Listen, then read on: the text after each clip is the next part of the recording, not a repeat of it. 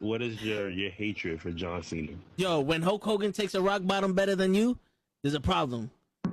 There's a problem. My man. All right, so give me the camera. One rock bottom.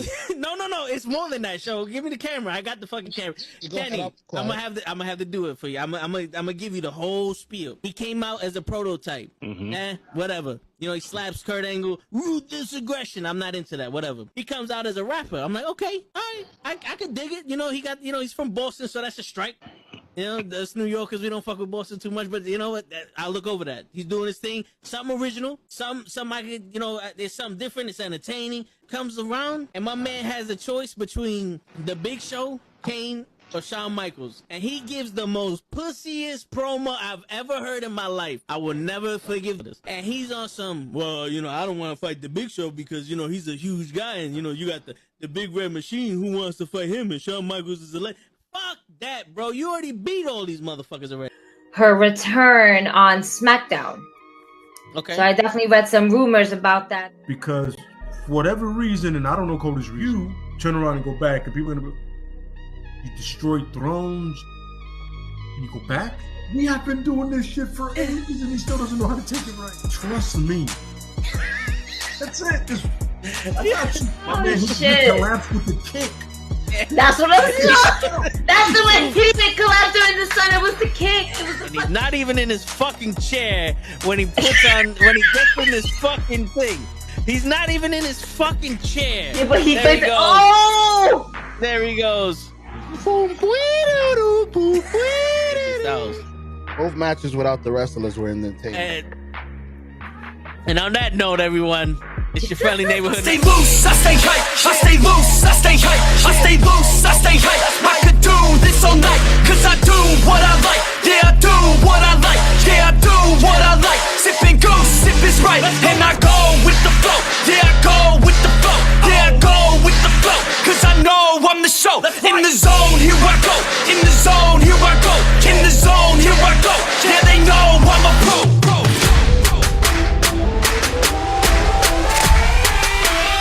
Let's go, let's go!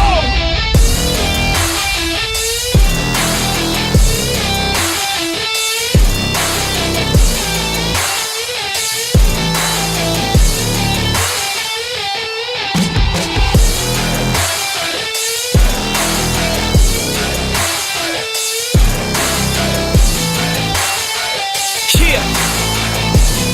Let's go! Here I go, I get lit, I get hyped for this shit. Right.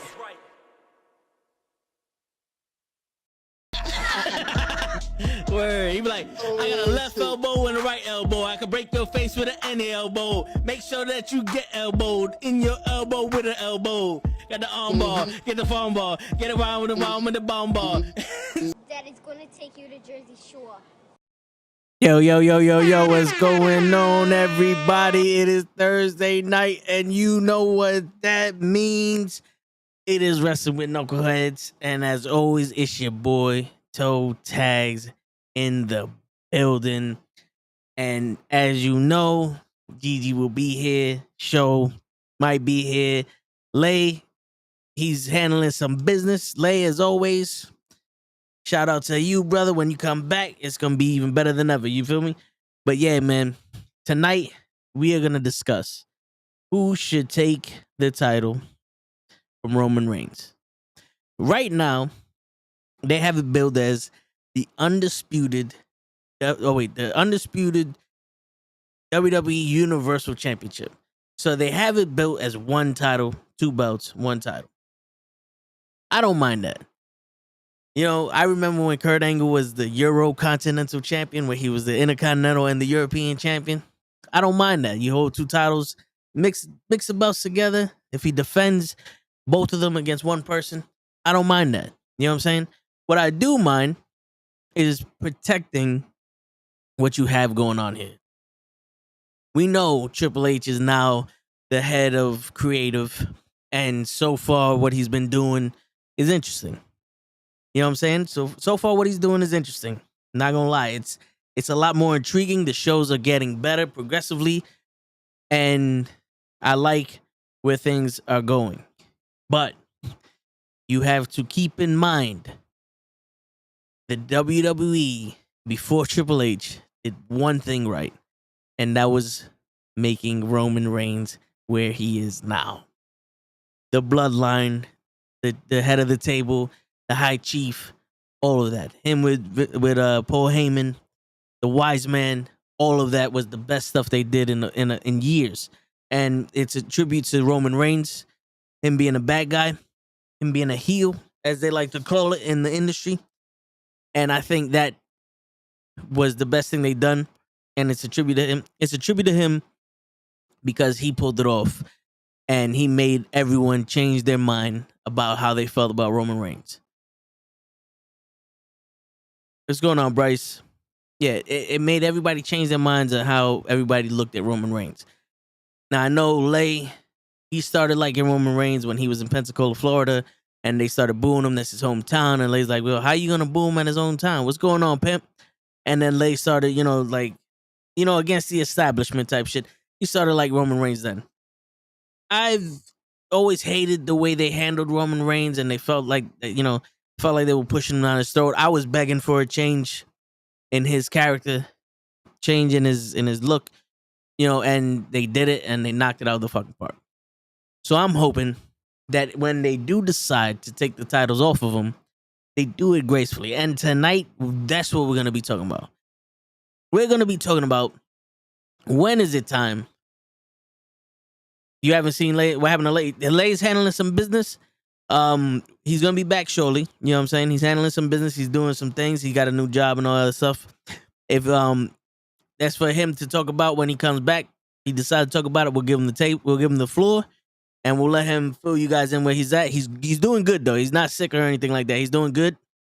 He'll be back, when he gets here. But as of right now, he's handling his business, and we support him. You know what I'm saying? You Lay, I know you're listening, so we can't wait to have you back, bro. We can't wait to have you back. We need somebody else here to open up the show. The show's not here, and he was the man for that. But yeah. So I want to get into when. All right, so we're gonna make our own little stories about who should beat Roman Reigns for that championship.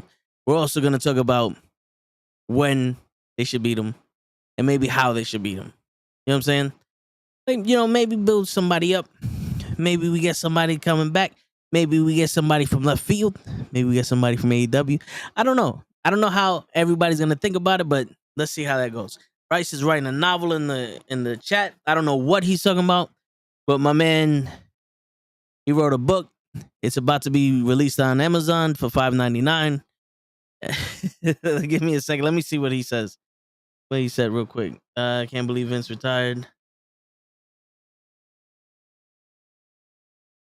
I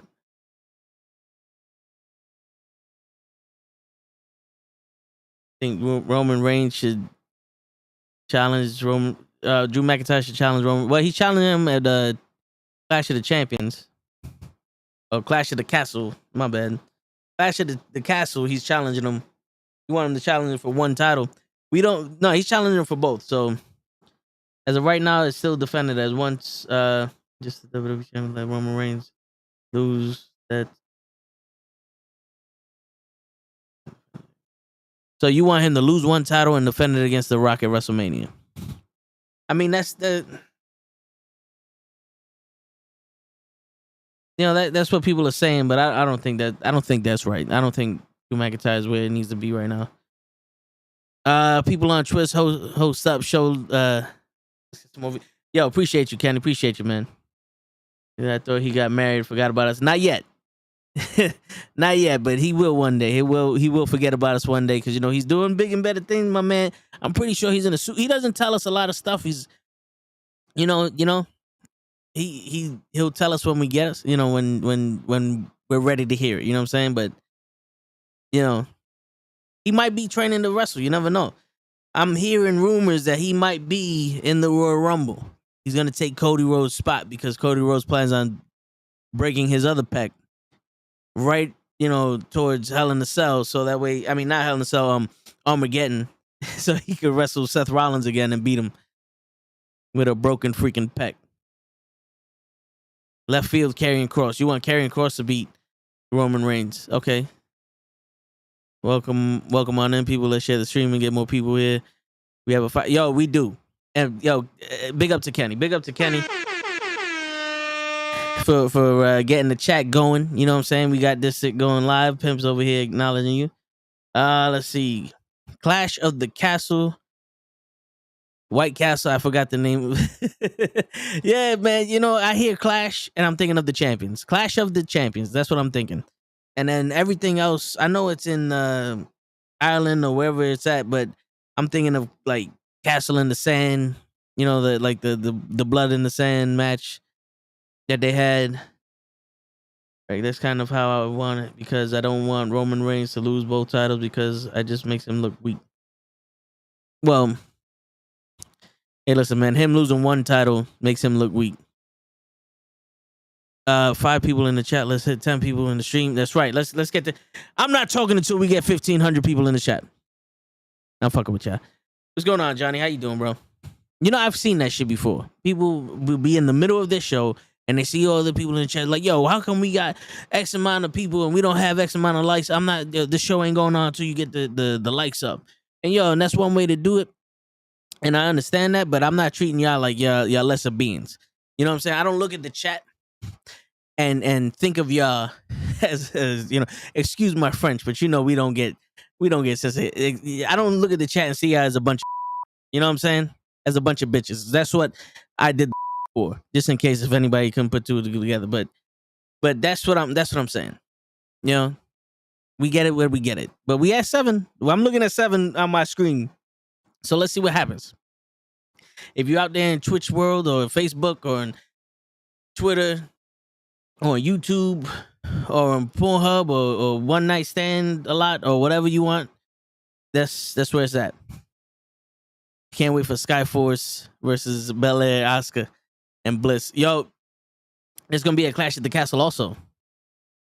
Do you think they're doing a trio match because of AEW, or is that just a coincidence? I'm thinking it's a coincidence because, to be honest with you, Bayley, Dakota Kai, and Io Sky versus Belair, Asuka, and Bliss. It's a match in itself. You don't need to make fun of AEW for that. Yo, let's see, part 2. What I'm trying to say is it makes both of the Universal. I hear you, Bryce, but Drew McIntyre's not the guy. He's not the guy. They tried it with him. He wasn't the guy. He wasn't the guy. If you're gonna split the titles, I think there's a more creative way to do it than to just give it to Drew McIntyre because they're going to Ireland. They gave Jinder Mahal the WWE title just because they went to the Middle East. Like, come on, man. You can patronize fans and all that other stuff, but you know, we're not as stupid as you think we are.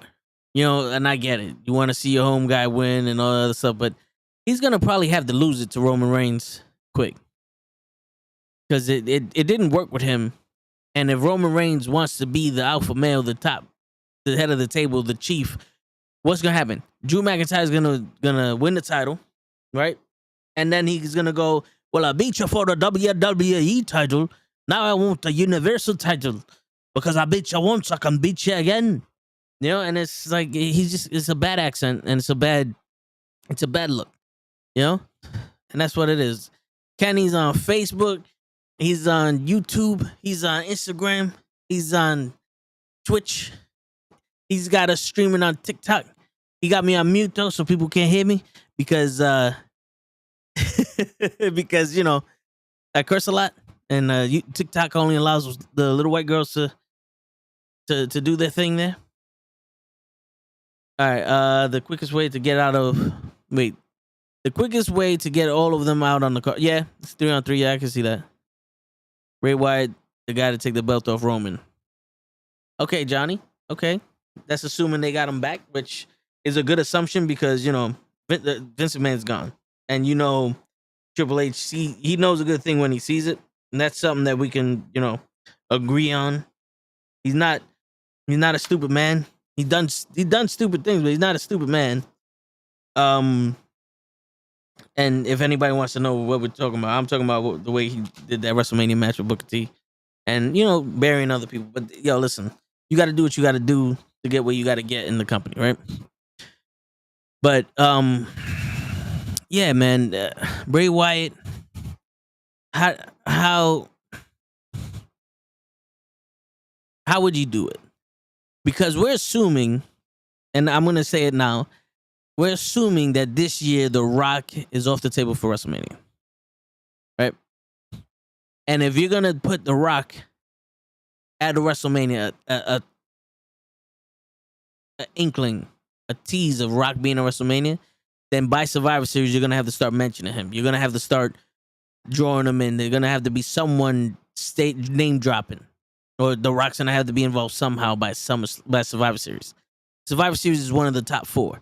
It's the lowest out of the top 4, but it's one of the top 4 pay-per-views. And it looks like they're trying to make all the top 4 pay-per-views like a WrestleMania type moment, right? The Survivor Series is where they start doing the, all right, well, let's get ready for Royal Rumble. Let's get ready for Mania. Now, The Rock versus Roman is going to be a huge WrestleMania match. So they're going to have to start doing that shit by Survivor Series. All right, hold on, wait. You're welcome, Bryce, man. I'll skip your comment anytime, brother. Let's go back and get Bryce over here. Yo, bro, it's hard. I got a novel coming in every other comment, bro. But I got you. It's good to see Kenny Omega back. I didn't get to see that match, but from what I heard, I don't think he came back at the right time. Maybe they could have just postponed that match a couple weeks during Out the Stadium. You know what I'm saying? I don't know. There's a tournament, so you can have that match. If, let him rehab a little more. Maybe it was kayfabe, but we don't know. Why do I have the feeling Jon Moxley doesn't like CM Punk in real life? Did you see that promo last night at Dynamite? I saw the promo. With Jon Moxley and CM Punk. And you know something? I think that they're starting to scream desperation. They're taking shots of these people from other companies. Like he's like, oh, you're the third best John that I wrestled. Your best friend is the second best Kingston I know in the locker room. You're making so many comments towards WWE. It's like, bro, at this point, enough. It's not even an insult to them, but you're gonna keep mentioning what they did then. That was so long ago for both of y'all. Like, talk about shit now. It's been 3 years. You have no ammunition to get at him now for what he's done. Yeah, granted, you don't have to talk about the alcohol or anything like that. That's, I'm not saying that, but like, he's been wrestling for 3 years. You couldn't make mention to the match he had with Jericho. You couldn't make mention to anything else. Like, you skipped over the whole "I'm gonna make you bleed if I touch you" shit, and then, I don't know, man. I'm starting to think like that whole their shock and awe factor is gone. The one thing about shock and awe is if you do it all the time, it's no longer shock and it's no longer awe. It's like, whatever. It gets glossed over. And the thing is, it's like the bleeding. You keep doing it every week, it's gonna lose it's gonna lose its purpose for blood. And every match has to be this, oh, we're gonna pull something out of thin air from 85 years ago to make this a grudge match. You know why it worked with Eddie Kingston when he did it, or when it worked with MJF and CM Punk when he did it? Because that's nothing that we've seen before. You know what I'm saying? Like, we didn't see that. That was behind the curtain stuff. That was something that makes people go, oh, hold on, wait. Maybe this is real. Like, I want to know what happened back in those days. This, that, and the third. It's an intriguing story because it leaves some kind of mystery. We saw what happened between CM Punk and Jon Moxley in the WWE. And I know there's no history in AEW, but you can mention your matches before. But to mention the Shield and all this other stuff that, oh, you were whack then. Bro, he's the AEW champion. The interim champion, but he's the AEW champion. You saying that you sucked 10, 15 years ago doesn't really hold merit because he must not suck now if he's the interim champion. You know? And you know, where's the whole you haven't wrestled for 8 years and already you broke your foot because you know, your body's old and brittle, your mind is, you know, cashing checks, your body can't handle, we already saw you're weak. Like something like that. You know, there's something you can build on right here and now. Not like, I'm telling you, I don't want to I don't want to, you know, fuck it. It's lazy. It's almost lazy. It's almost like you come in and you go, you're going to cut a promo on CM Punk. And that's all, okay. Yeah, sometimes you can come in and cut a promo out your ass and it may sound good. But other times, maybe think about what you're going to say. Maybe think about what you're going to say. Because if, imagine if I was on this podcast and all I did every week was pull something out my ass and just, oh man, yo, fucking CM Punk when he debuted missed a fucking springboard clothesline, he sucks. What? You know what I'm saying? Like, come on. I know he said that, but that's not the main thing of the argument. See, that's like saying, yo, this book should have been about X. Well, they had one sentence in it, but that's not what the fucking that's not what the promo was about. That's not what it was about. It was about the WWE. They literally sat there for 15 minutes saying how the WWE was better than them. The WWE was better than AEW in the eyes of CM Punk and Moxley based off of what they said. Because they couldn't say shit about any AEW talent that was there. They couldn't say nothing about them. You know what I'm saying? Like, you're in your own fucking promotion. You're in your own fucking company. Talk about the company. I understand when Vince goes, don't mention any other company. I understand that because that's free publicity to him. You're going to keep mentioning all this fucking Shield shit and all that other stuff. Well, guess what, Shield member, Dean Ambrose, who's in AEW? Your partners are doing better in WWE. And people are like, what? What partners? And now they're watching WWE and they see Roman Reigns. Like, oh, this shit is actually, it's more organized. They actually have a story going on. This isn't just throwing shit in our face for the sake of throwing shit in our face. You know what I'm saying? Like, let's get some serious. Don't give me serious storylines with bullshit preparation. Don't show up to a fight without training. You feel me? Like, come on. It's starting to become, everyone just go wing it. I'm not telling you to write down their fucking, Pinball, I'm going to read your comment right now. But I'm not telling you to come down with fucking writers and Freddie Prinze Jr. and have a fucking novel memorized in your head. But Jesus fucking Christ, if you don't know what the fuck you're going to say when you go out there, don't say nothing. It's not like they were bad promos, but you fucking, there's some shit that you don't need to fucking keep talking about every yo, dude, it's like dissing someone and all you can say is that they're fat. At one point, yes, we get it. What else is wrong with this nigga? You know? You can't keep calling him fat for 10 years. You're a new company, you want to be different? Stop comparing yourself to the other one. Stop doing it. The story came out of nowhere. You helped Jon Moxley last week, and you come out this week and you challenge Hangman Page about some beef that no one knows about, some inside shit, and Hangman Page doesn't even come out. What's going on here? And then Moxley comes out. How many? What do you want? A triple threat match? Like, what is going on? If it was personal between him and Hangman Page, do that shit in the back. Do it to his fucking face. But if you're gonna do this shit, have a fucking reason to do it. Have a fucking reason to do it. You know? Come on, man. I keep everybody to the same standards. I don't give a shit if this company's 3 years old. No. You guys been wrestling a lot longer than that. You know better. All right, what did Pimp say before everybody? Bro, I had a weird dream this week that I was intimate with. I was what? Intimate was Nicole Bass in the middle of ECW pay-per-view had a hardcore heaven. Oh my god. Yo, give me a What's going on? moment. Why isn't the Bluetooth shit? Oh shit. Pinboy over here had a dream. He had sex with Nicole Bass in the middle of the ECW pay-per-view. What the hell? See, Gigi left because of that, Pinboy. What are you doing, Pimp? You went through. There's nothing wrong with that. I'm just saying, why in the middle of an ECW pay-per-view event? Come on. And we all know Gigi probably came on mad early because of the shit I'm saying. She's probably gonna let me have it.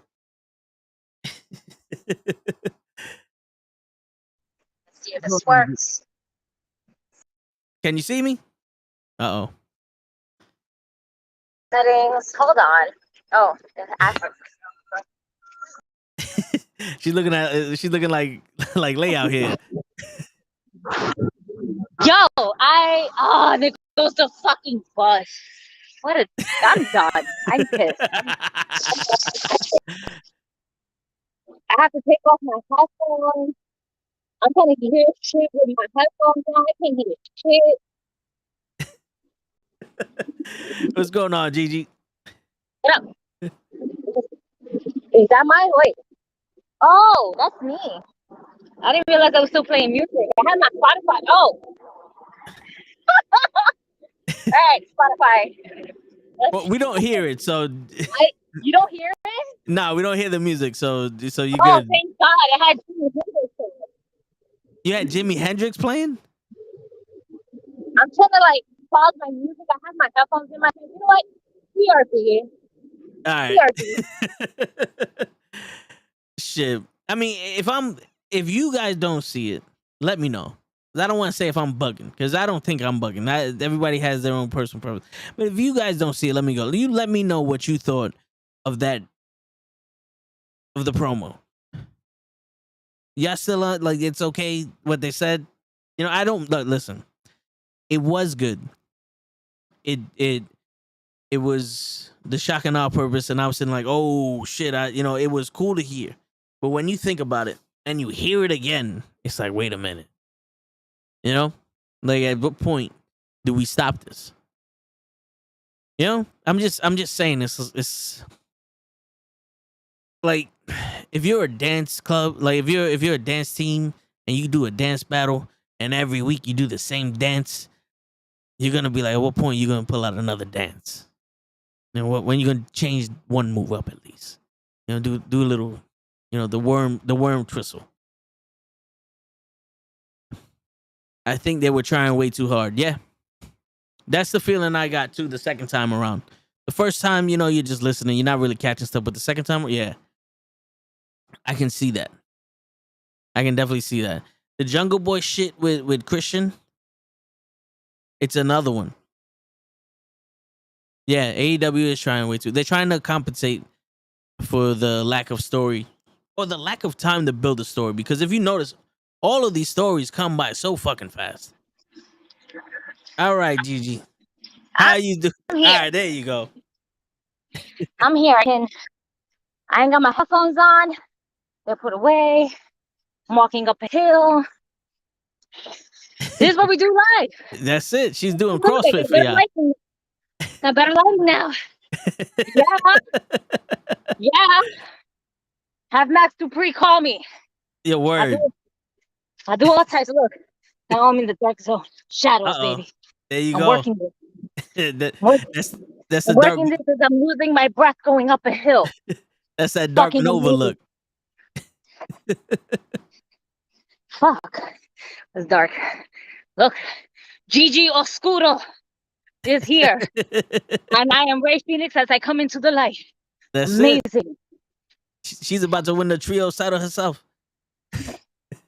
Yeah, sure. Let's see how I feel after this hill. Yeah, right? Fucking hey, but hey, wrestling's been great this week. Oh, yeah. Including Monday Night Raw, Dynamite. Tony Khan had to bring them big guns out if Kenny Omega's back. Yeah. I didn't get to see him wrestle, but I heard it was a little painful. It was a little what? It was a little painful to watch, and I guess it was a little painful for him to do too. Yeah, a little bit of both. You can tell he definitely, I don't want to say ring rust, but he's a little bit slower for sure. I mean, the man is still recuperating from his injuries. Yeah. Like, I don't think the man is fully healed.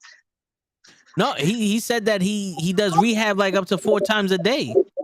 Still. And he still had his thing like, I mean, I get it for the hype, but he's gonna end up being back on the shelf, you know, for coming up because Tony Khan needed him. I don't think they could have waited to have that match another 1 or 2 weeks. Yeah, they could have.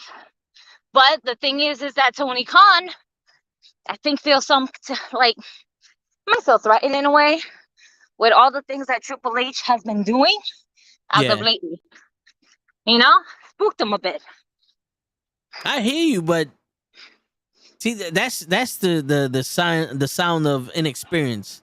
It's not like Triple H said we're gonna move something to Wednesdays and now we're gonna go head to head with AEW. I can see that. Would be funny. Yeah, I can see fucking Tony Khan like, yo, Omega, we need you. But having a good Raw and a good SmackDown shouldn't take away the ratings from Dynamite. Shouldn't. I don't see people go, well, Raw was good, I don't need to see Dynamite now. I don't think that's how that works.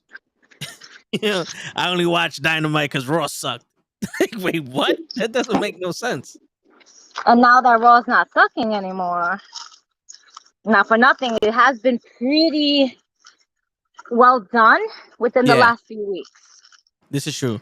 But their third hour still needs something because it's starting. Yeah, it gets. But it also is going to take Triple H some time. I mean, the fact that he was able to do what he was able to do with the short amount of time that he had thus far, it kind of speaks volumes. But I will be right back. I gotta find keys to get into this shit. All right. And that was Gigi. She'll be back. But yeah, you bet Gigi was listening to Beyonce Break My Soul. I've never heard that song before, but probably. That sounds like a Up the Hill song. I think AEW now is kind of nervous because they realized Triple H had the power to sign anybody from AEW. That's true. But that shouldn't be on how good the show is. Because no one leaves the show because it's doing bad. They leave because they're being mistreated. You know what I'm saying? Like, there was a lot of bad Raw. People stood there. Kevin Owens and Sami Zayn, they stood there when there was a lot of bad wrestling coming from WWE. They stood there because they got the money and they probably was getting treated better or whatever the case may be. But Miro and everybody else that was let go, they're sitting there. They were like, yo, I hated this fucking shit. You know? And a lot of people are not happy with the way AEW has been treating them. And if you're really scared that Triple H is going to take some talent from AEW, start treating them better. You know? Start putting them on TV. Start giving them, actual storylines. Start making sense of things. I'm still mad. They literally made Ruby Soho a patsy for Britt Baker. Like, I get it. Britt Baker was the hottest thing you had. But you bring in Ruby Soho with such force. Everybody was waiting. And they're like, now Ruby Soho can be herself. And they missed the ball with that. Like, they missed the ball with Keith Lee. They missed the ball with a bunch of people. Even with, like, Miro had some hot shit going on because of Miro. They didn't really write too much for him. His promos and his own story was compelling, and the way he wrestled and all the other shit. That was him. You know, it's time to stop shouting to the world you're here and start being here. You know? Because when they first came, that was when AEW was at its best. When they first came out, they actually had wrestlers that I've never seen before because I wasn't into independent wrestling, or I couldn't watch TNA because the channel wasn't there, or New Japan Pro Wrestling I couldn't watch, or Mexico, because I didn't have access to it. You know what I'm saying? But you get to see now all of that talent that was out in the world come and actually fucking wrestle, and they wrestled, and it was beautiful. It made us believe we're getting wrestling back. And then what happens? Now all of a sudden we're watching WCW New Blood.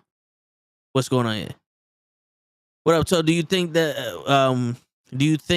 about Sasha Banks in Oakland, California, a car was broken into? I think Vince McMahon has something to do with that. You think Vince McMahon has something to do with someone stealing Sasha Banks' hair products? Nah, man, that's just being in Oakland, bro. I do think that possibly could have had something to do with the pictures, maybe, standing so far away, or just the fact that she walked out, because there are some stupid people that would, take that shit personal as fans. What's going on? Matt Awesome's in the building. Mad Awesome, everybody in the building. October 28th, he's going to be a part of a scramble match. So, that's exciting in the Bronx. What's going on, Mad Awesome? Yo, you going to be there on Saturday? Because I'm going to be there on Saturday, man. You got to represent, bro. But yeah, man. Listen.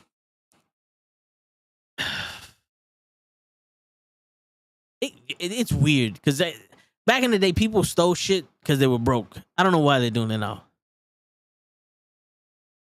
Oh, you wrestling this Saturday in Bridgeport, Connecticut? Oh, I'm gonna be in Brooklyn with Gigi's sponsoring one of the matches in Slobber Jam. Jobber Slam? Shit, I completely fucked that up. Jobber Slam. I just Slobber Slam. I was thinking of Thick and Juicy, and I just started talking tongues. You heard that shit? Whoa, is Matt Awesome related to Mike Awesome? You never know, man. You never know. There's only one way to find out, Steve. You're gonna have to go to the show, and you have to pray to the abuelas, and hopefully that chancleta don't rise up and smack you in the ass. You know what I'm saying? Shit. But that was crazy.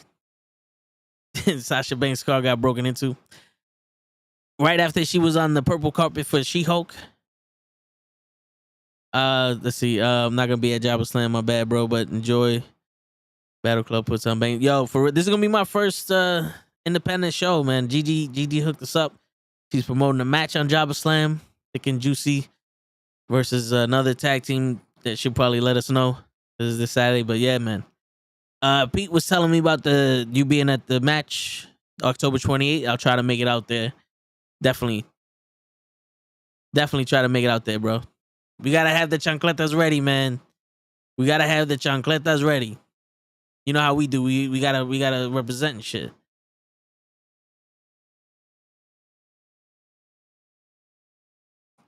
That is true. But then again, Sasha Banks is Snoop's cousin. She should be protected by that, you know. But then again, it's like, all right, you want to keep that far away from her as possible. But hey, this is true. It was a rental, so it's not like it was her car. I'm pretty sure that's why she was chilling, because one, she walked out to it, and two, it was a rental. September 18th, you'll be wrestling in Brooklyn. September 18th is Cap's birthday. And I don't know if I want to be in New York yet. So I'll let you know. What's the name of the event, Matt, that you're going to be wrestling in on the 18th? Oakland people would steal the sneakers off your feet and let them... Yeah, but that's also in New York too, pimp. Come on, man. Oh, shit, you got a whole schedule going on, man. Okay, I see you. My man's putting it out. He's putting work everywhere. Okay, September 18th, he's going to be in Brooklyn. 24th, he's going to be in Jersey. He's going to be in Jersey. Brazy, what's going on, Brazy? All right, cool, Matt. Appreciate that. Yeah, man. Yo, tag me in whenever you post about the shows. I'll put it on my story and stuff. Brazy, what's going on, man? People be hating on Brazy all the time because he don't pass the ball in 2K. Sorry, though.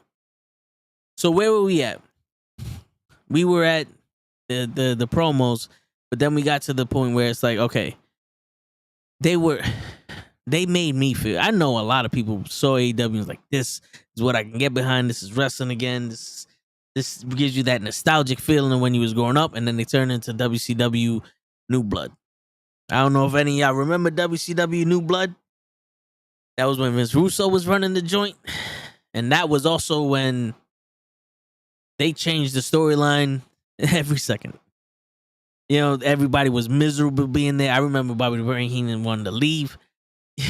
You know, I remember Goldberg broke his hand trying to put his fist through a limo window, and it fucked up a lot of plans.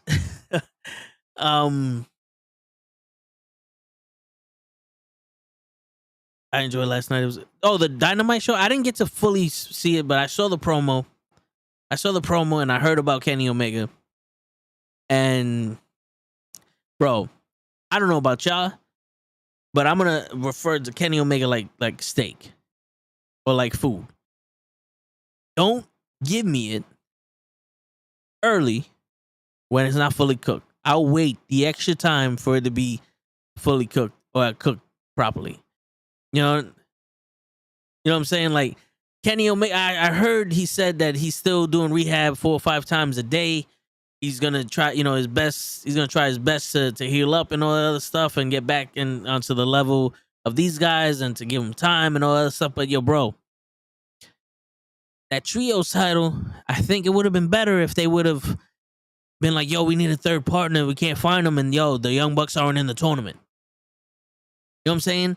And have another trios there. Have just throwing it out there. Death Triangle winning the trios title, and then their first opponents, the Young Bucks and Kenny Omega. That would have gave Kenny Omega at least 6 weeks, if depending on how long they do this trio tournament for, at least 6 to 7 weeks or 8 weeks of rehab without him having to rush back, because God forbid he gets hurt again. See, these are injuries that he wrestled through, so it's going to take longer. It's not like he just got hurt, they stopped, and he went. I hear you, Matt, but sometimes the body gives out. The body will give out on you no matter what, bro. Look at Ronnie Coleman.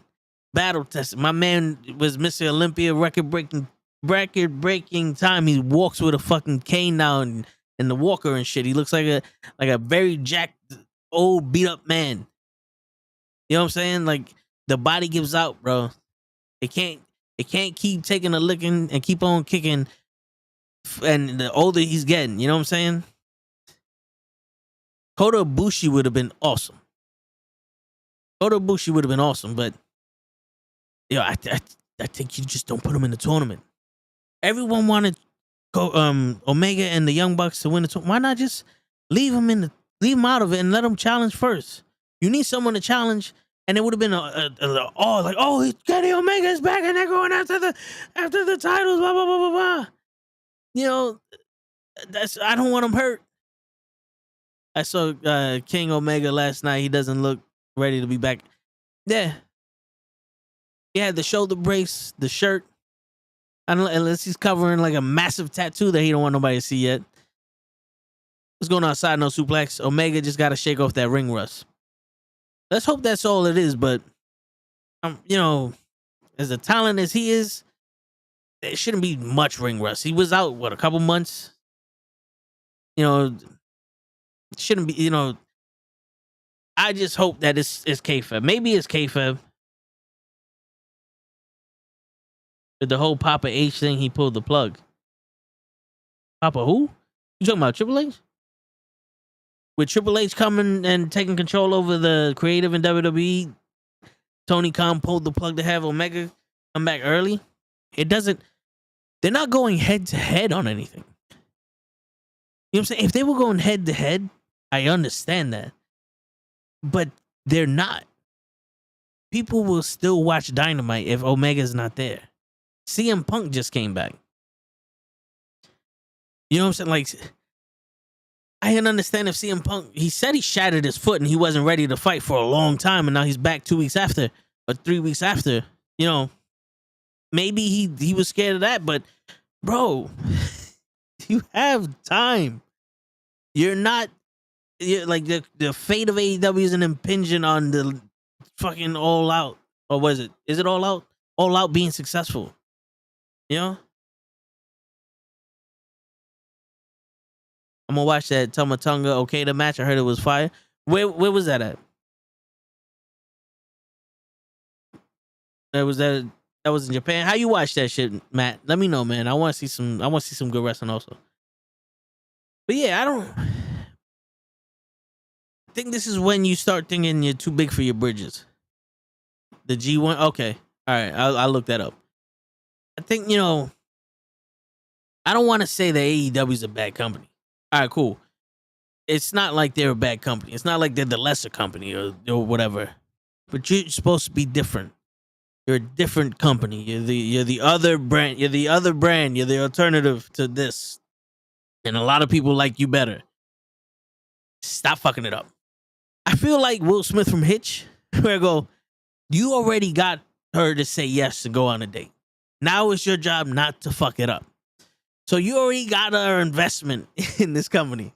Stop trying to fuck it up every way possible. Please stop trying to fuck it up. Triple H has written it all over. Did you see Drew McIntyre and Kevin Owens' crazy fire promo on Monday? Yo, it got better for McIntyre because I hated the way McIntyre spoke. And then when he started getting pissed off, and he's like, don't you dare tell me I'm not a champion because I beat this guy and that guy and this guy and that guy and all that. Don't you dare talk to me like that. I was like, all right, he's getting personal. I get it. That's beautiful. But I hate this trying to be Hulk Hogan but not be Hulk Hogan shit. Because I don't know about you, but I see a lot of Hulk Hogan in this dude. Not because he kind of looks like him. Just I see a lot of Hulk Hogan in this dude. and I don't think of Drew McIntyre as Hulk Hogan, so it's fucking with me, and I don't like that. I don't like it. Kevin Owens is looking like he's trying to be serious again. I know that they're doing this whole thing with they're trying to split up the titles again, so they can have a Raw champion. But think about this: SmackDown don't have a champion either. He has a very lax schedule. He's on SmackDown once a month. Does he even wrestle on pay-per-views anymore unless it's Brock Lesnar? The Clash of the Champion, the Clash of the Castle will be the first time he wrestled someone that wasn't Brock Lesnar on a pay-per-view. You know? SmackDown don't have a championship neither. But tonight we're going to talk about how we would take the title off of Roman Reigns. You got to watch that after the show promo from Kenny. I didn't see it, but I read the Cliff Notes. I heard about it, but I'll definitely watch it though, just so I can see what he said and how he said it. KO said, "I'm gonna bring it back to the prize fighter." KO. I mean, let's hope. Let's hope, right? But I don't know why you need to make the announcement and just do it. I guess he's just trying to get a pop from people. I like that logo, side note suplex. I like that. That's dope. How you integrated the YouTube play button into your S. I like that. That's dope. Where's everyone else at? Gigi was on the phone. She just got home, so she's setting up now. Lay is not gonna be here with us today. He's handling some business. Show, your guess is as good as mine, player. He's probably getting out of work late. He'll probably be on like 11:59, 12:01, somewhere around there. You know how he likes to come on fashionably late, right after the show ends. Trying to look like Hulk Hogan and sound like the British Bulldog, Davey Boy Smith. Yo, that's that's a bad mixture for Drew McIntyre. That is a bad mixture. Seriously, man. Where was that psychopath that got him noticed with Dolph Ziggler? Where's that guy? I hate the 1, 2, 3 and Claymore kick. I hate that shit. I hate it. The 3, 2, 1 bullshit, whatever you want to say, but I hate it. Anytime, bro. I hate it though. I really do. It's like, yo, that was for the Royal Rumble, the countdown. Why'd you take a Royal Rumble countdown and make that your call up taunt for this fucking move? Like, really? Like, are you gonna blast off into space and no one hears this? No one hears this. Only the fans hear it. The wrestlers don't hear it. The deaf, the classical kiss, the fucking temporarily deafens you. It's crazy, man. Here goes Gigi. What's going on, Gigi? Yep. I'm here. Yeah, here. Fantastic. Matt was just asking about you. I'm like legit. I'm checking everything. I'm checking to see if it's on the right internet. I'm making sure the camera's good. The mic is this. Let's see. Adjust the mic. JMO on deck. Other things on deck. Bro, be a jobber on time. It's gonna be fire. Oh yeah, I plan on getting there early. Matt, I shall be there very early. We got some things to do way before the doors decide to open. Word. I'm taking the train, so you already know. Right after the tour and the show, me and Show are gonna go over there and sleep outside. That's how early we're gonna get. Show is in the chat. What's going on, Show? What's up, Show? What time y'all gonna be there? As soon as you walk through the fucking doors. You need to be there at 11 a.m. Yes. Okay? So you can arrive there by 1. Any park? No, nigga. Ain't no parking. Yo, Ain't no parking. Kenny said he's gonna walk over there. He has enough. No, he lives around the area. It's not that far from him. So if I park around Kenny's way, then I can walk with him, right? Don't ask me questions. I don't know where that nigga lives at. You need to ask him those questions. I don't know. Yo, you guys chat. We need you to, get this shit. Benya's dope. I've seen Steve Benya. He's really awesome. I enjoyed his work the first time I saw him. And I would love to meet him. I think he's one of the people that I want to meet. I'm excited. I'm really excited. I feel like this is my summer event. My vacation time just started as soon as I clock the fuck out, and I don't want to know anything about those fucking people. I'm not those people. The people are cool. The company.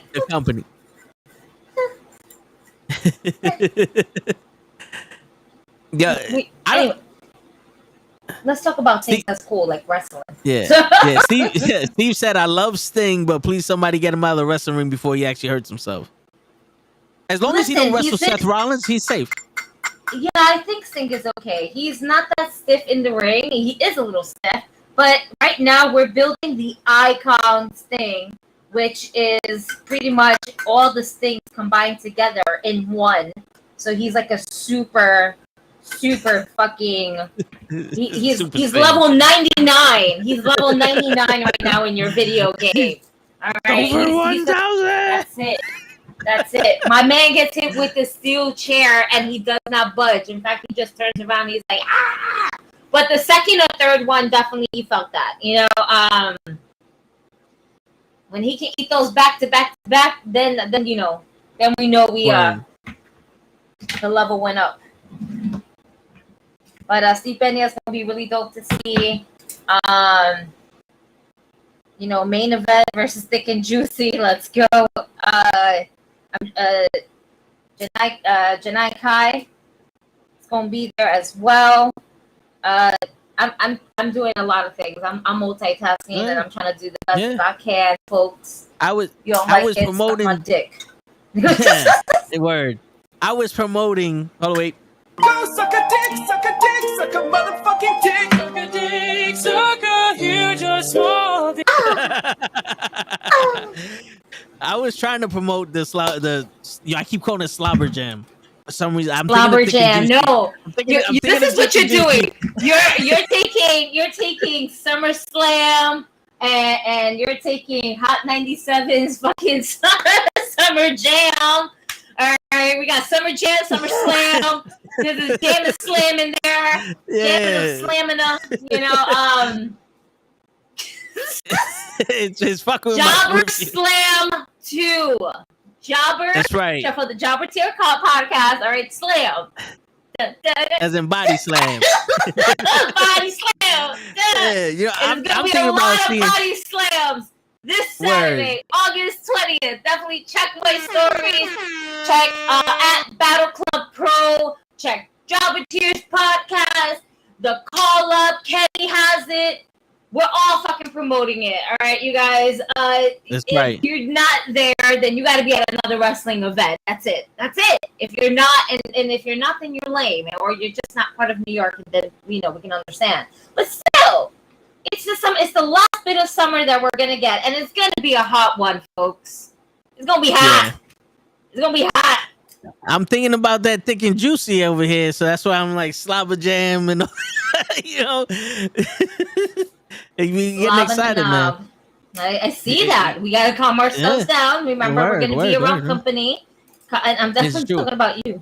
Behave yourself. There's gonna be people. There's gonna be people there. We want to be invited back. All right, let's remind ourselves. I'm like one of those dogs that need a muzzle. You know? No. I'm gonna make sure you're neuter. Yeah. No, we'll leave that one for show. I won't be there, Gigi. I'm wrestling in Bridgeport, Connecticut Saturday. Yes, I know.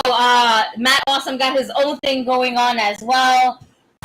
Check out Matt Awesome's story if you're around that neck of the woods, and go to that wrestling event. Again, this wrestling event's going on starting tomorrow. Okay? Yes. So be out there. There's so much, and it's such a great time to be a wrestling fan.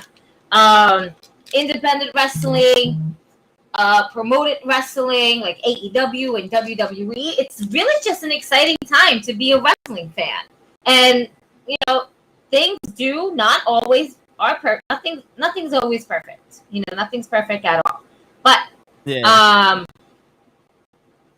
hasn't been shitty either. Like, there are times it's like, oh my god, this is unwatchable. What the fuck are we watching here? What is this shit?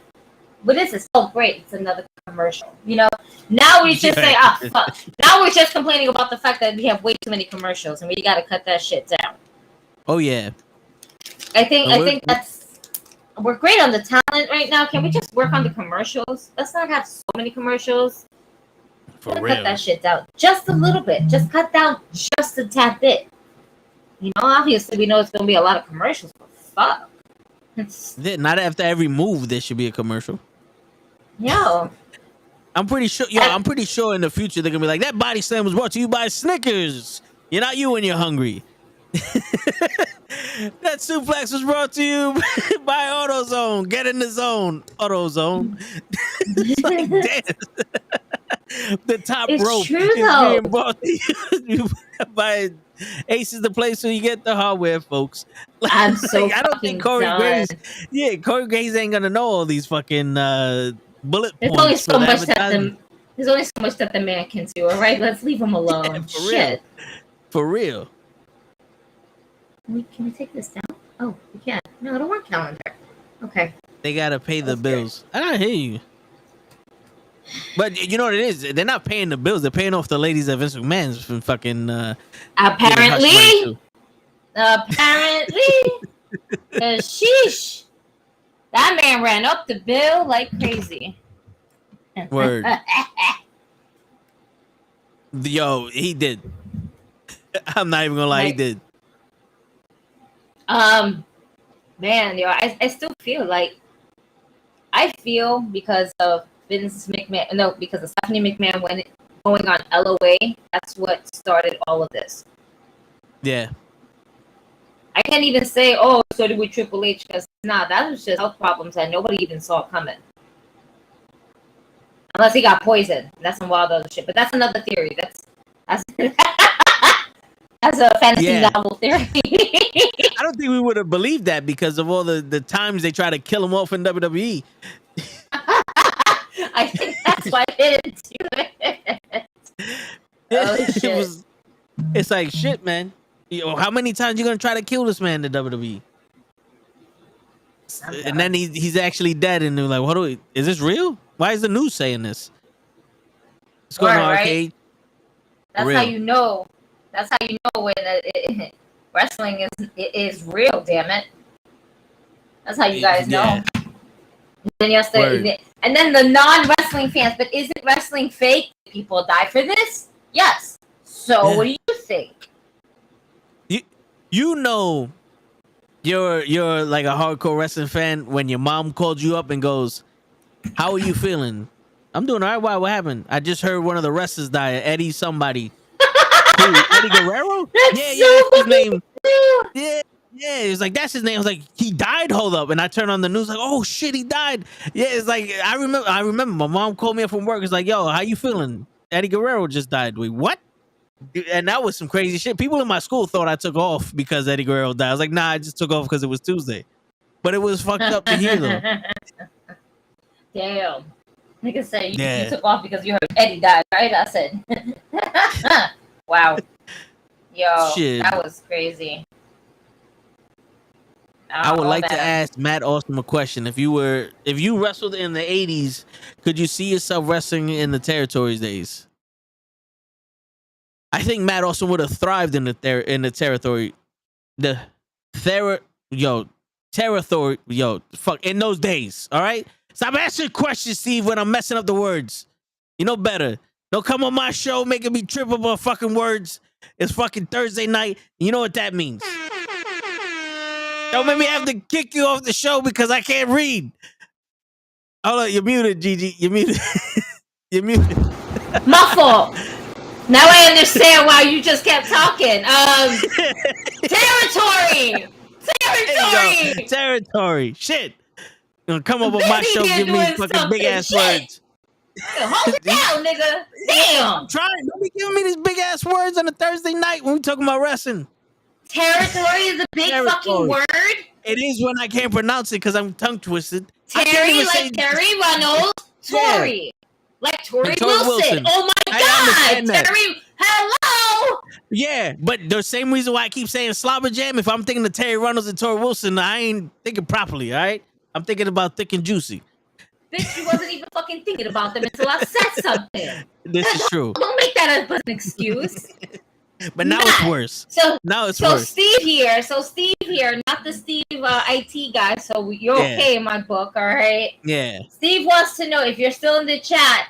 If you were wrestling in the 80s, could you see yourself wrestling in any territory or during the territory days? Yeah, territories with a T. Not territories with a B. All right, hell yeah, I can see it. Just keep me away from Bruiser Brody and Abdullah the Butcher. You wouldn't want somebody beating the ever-living shit out of you for real in the ring, Matt? Come on, man. Nah, I feel you. Keep me away from at least Bruiser Brody. You ain't gonna be kicking me in the fucking face for real. Fuck that. I'd have pulled a Sabu on you when Terry Funk was still beating his ass after he got his biceps split. Just keep the opinions of these non-wrestling fans that they say fake. They didn't hit each other like what? Oh my God! Where's that coming from, RKH? No, I'm trying to read it. Opinions, you trying? That's the thing. You're trying. No, the thing is, I'm trying to read it. I'm trying to read it before I say it out loud. That's bad. You're just doing bad. We're live. What do you mean you're trying to? You can't do that. I'm trying to read it. I saw the word fake, and I didn't want to read. Keep your stupid opinions to yourself because wrestling's fake. You know, I didn't want to. I was trying to proofread it while I was reading. All right. I'm thinking. It said fake, and I correlated it to the fake tits that Stephanie had when she was in the 19. And I'm thinking of Thick and Juicy. I'm done. I'm done. So we can't go anywhere. Damn, we're gonna be there. All right, just keep their opinions of these non-wrestling fans that say they are fakes. They don't hit each other like 1 meter away from or scripted. Where'd that come from, RKH? Oh, because I'm talking about, like, I think it was coming from when I said, you know, the fake people. Oh, wrestling's still fake, and like I said, somebody died from it. I want to assume that it's from because of that, because that's the only thing that fake that we spoke about. So maybe that's what he's talking about. Ricky Steamboat, that's a good one, Matt. Yeah, yo, he's me Macho Man. He's a GOAT, Ricky Steamboat, and not a lot of people, you know, give credit to this man unless they see him. Like he's not one of those that people just throw out there offhand, like on their top, and they should, because he was a fucking goat. Two more to hit that goal. And let's go. That's right, Kenny. Yo, Kenny, while you're moderating the chat, yo, Kenny, you got parking around your way? I was just about to ask that, Gigi. Yeah, you got parking around your way, Gigi? I appreciate it. Yeah, and Kenny, also make sure that nah, shit. You don't have parking around your way within a mile radius. Somebody finds parking around your way, they paid somebody for that shit. They probably did. They don't even got room for a fucking scooter. The word. That's sad. Yeah, bike lane and they can't even fit a car.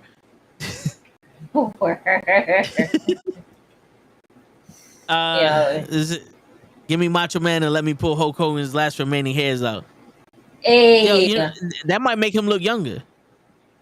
No, it won't. You know what it is? Hogan doesn't have the head for a bald man. It like a complete bald. Like I don't think he can't pull it off like Stone Cold. He can't pull it off like The Rock. Like he can't pull off a full bald head.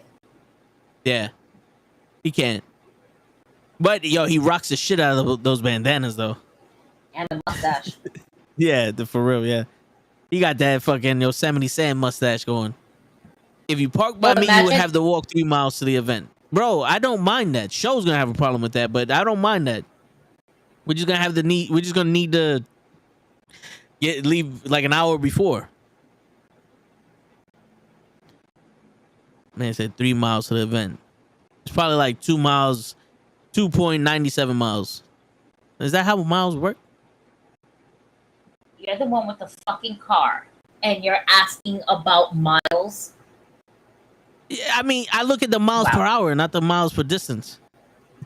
Did you see Steamboat on Dynamite? Yeah, I saw Steamboat on Dynamite. Can I? Yo, I heard Jericho on commentary, and I don't like this act he puts on. He overcompensates with his commentary. It's just like, yo, Jericho, come on, man. Just talk like a normal human being. I don't know why you turn on this fucking 70s heel promo character every time you go on fucking commentary. It's like, what's going on here? Trying to be like Jesse the Body Ventura type of style. You know what I mean? Like as a character wise, showing over the top at all times. That's the vibe that he's giving me. Yeah, for real. But he don't have the voice for it. Like Bobby Heenan and Jesse the Body Ventura had the voice for that.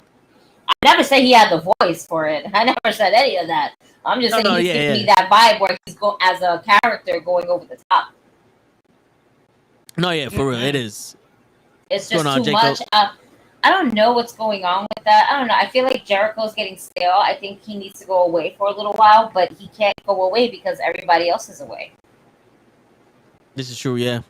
And that whole Jericho Appreciation Society of left-handers thing is really hurting him.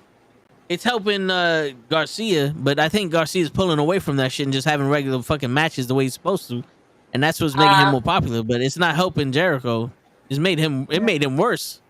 But Jericho's not there to help out Jericho. Jericho's there to help out the other guys. To be quite honest with you, he's there to help out the talent. No, I know that. I have to do it from this side. This is bullshit. I'm sorry. Word. My AD moment. I'm sorry.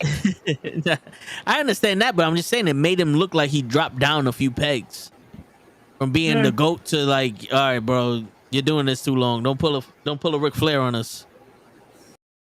But unfortunately, that's what's gonna be for a bit because we're still slowly getting back. We have a roster. I'm not saying we're not getting a roster, but AEW to me felt like the biggest indie big promotion that was out there, right? Besides ROH. ROH was big out there too, but not as not where we see AEW at today. Yeah, they don't have the reach. Oh, the television. They don't have the funds either. Yeah, that's true. Yeah. You would have gave that to ROH, it would have been just as big as AEW, I believe. If you had Verizon or DirecTV, you could have watched ROH. But I didn't have none of that. So it's just like the fucking TNA. I can't watch it. I had that for a bit. And I watched it, but then Verizon got too expensive and I was like, I'll catch it online. Yeah. Yeah, no. You know what it is? Tony Khan needs to go back to the basics. Believe it or not, sometimes the best way to kind of really figure out your product, it feels too cluttered to try to put everything. Just go back to the basics. Let's start with the originals. Give them some time, and in between, we'll go ahead and give, non-originals. Just say it like that. Some time. Yeah. Who do I want to see as my AEW champion? Do I want to see Moxley, or do I want to see CM Punk? Now that is something that we have to figure out, because I don't know if I want CM Punk as my champ right now. But if I don't see CM Punk as my champion, where does he really fit in? This is true. If we're not, because if there's anything about Punk, he's a story guy. He likes to tell stories. What story are you going to give him if he doesn't have a title? I don't think... You can put him in a tag team, but nothing up to the point where I'm just going to be that excited for it. Yeah, and I love Punk. I love Punk, but he lost his steam. This was supposed to be the summer of Punk, and it became the summer of Moxley. Yeah, it did. But do you think Moxley's doing... all right, I don't want to say Moxley's not doing a good job. Do you think they're doing a good job of having Moxley as the champion? No. Because they're just throwing people at him to wrestle, and it's like... Yeah. This is... this isn't... It defends this title every week, it feels like. Or every other week. Yeah. He's defending it. Punk never really defended it like that. Why did he not wrestle as much? I don't feel like he did. Is it because I don't think of the he injury, actually... or... I think he won the title and then got injured like that week. No, that remember, explains it. He won the title, and then he had the match with FTR, the trios match, and then he was like, "Yo, I'm hurt." I don't think he ever defended the title, if I'm not mistaken. Because remember, he kept trying to do the Hangman Page move. I'm forgetting the one hitter quitter. That's the only thing that's popping in my fucking head. Speaking of, really quickly, and not to get off subject, but when CM Punk called out Hangman Adam Page, that wasn't planned. Yeah, that sounded like planned. No, it sounded like he has real beef with him. It's been reported that was not planned of the show. He was only supposed to call out Moxley. Yeah. What was that whole shit about? If you're gonna make an apology, it has to be just as big as the whatever you did as a fuck up or something like that. Like, what was that about? I have no idea. I was just slightly confused about that. I have no idea. I know he was making lots of reference that I understood when it came to Moxley, but when it came to Hangman, it left me a little bit puzzled. Yeah. He was speaking in code, and I'm sitting there like, I don't know if that was the appropriate time for you to announce a beef with someone, like a real beef with someone. You do that shit in the back. Talk to him personally, Yeah, and then it's gonna get up to the point where maybe Tony's gonna be like, "Fuck." I don't know. There's a lot that's going on, and is being too much thrown in our faces, and it's not losing the steam. AEW is not losing the steam because if one thing is AEW is, at the end of the day, they're still putting on great fucking matches consistently week over week. We gotta give them that. But at one point, do you go, all right, yeah, these matches are great, but we need a little bit of more meat on these bones. We're gonna have, the Christian Cage and Jungle Boy feud is starting to get repetitive to me. It's like Christian Cage comes out and goes, "I'm going to talk about your father every week." And Jungle Boy's like, "Well, I'm going to call you a pussy every week. And then we're going to fight. But I'm not going to accept your match." All right, cool, man. That was cool the first time you did it. So now you could just walk by the camera. We're gonna assume you're gonna do that and go on to the next subject. I was like, oh look, there goes Jungle Boy. I'm pretty sure he's gonna call Christian a pussy. All right, now let's go to Penta. You know? Yeah, no, that I can't argue to that. There's no argument to that. Because I'm like, yeah, that's pretty much it.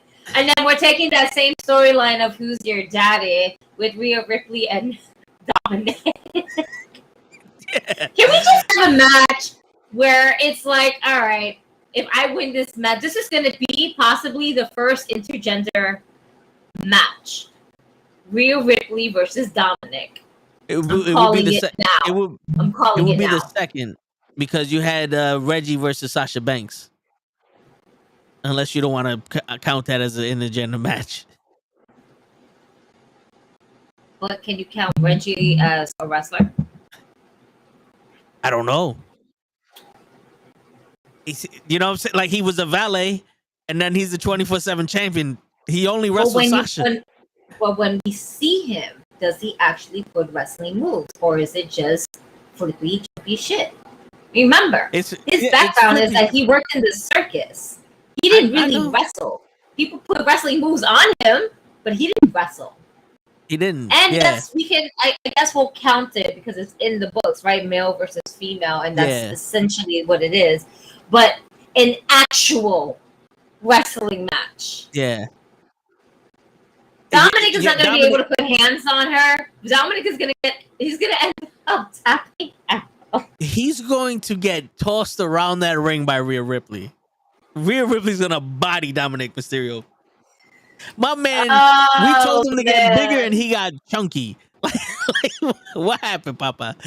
You know, those extra fucking pork chops that you eat, you got to do some reps too, bro. You can't just eat protein to get bigger.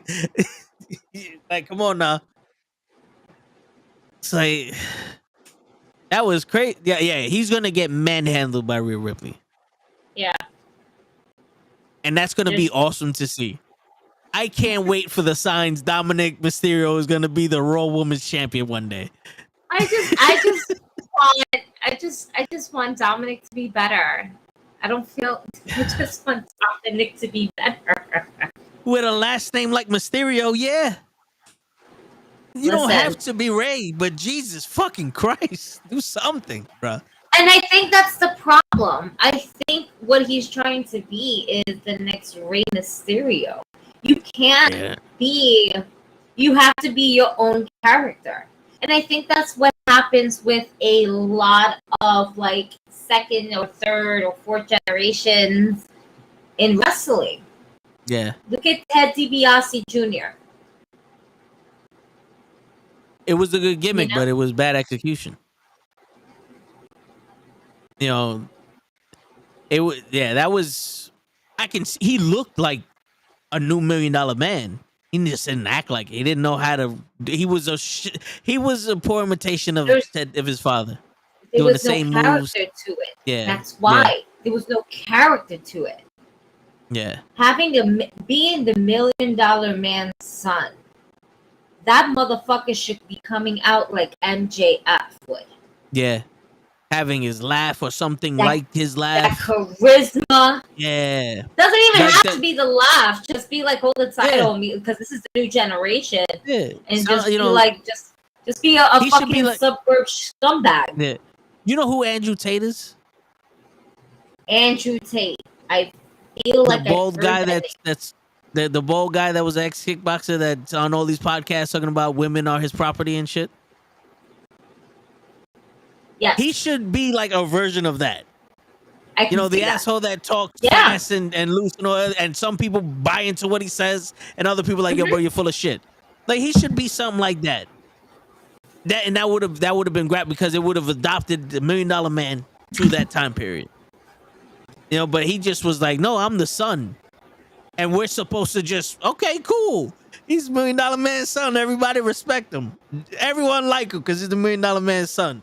Oh, and Michael McGillicuddy over there. He's Mr. Perfect's son. So like him too. He doesn't need to have a a character. He's just gonna wear shit and have his father's remix music.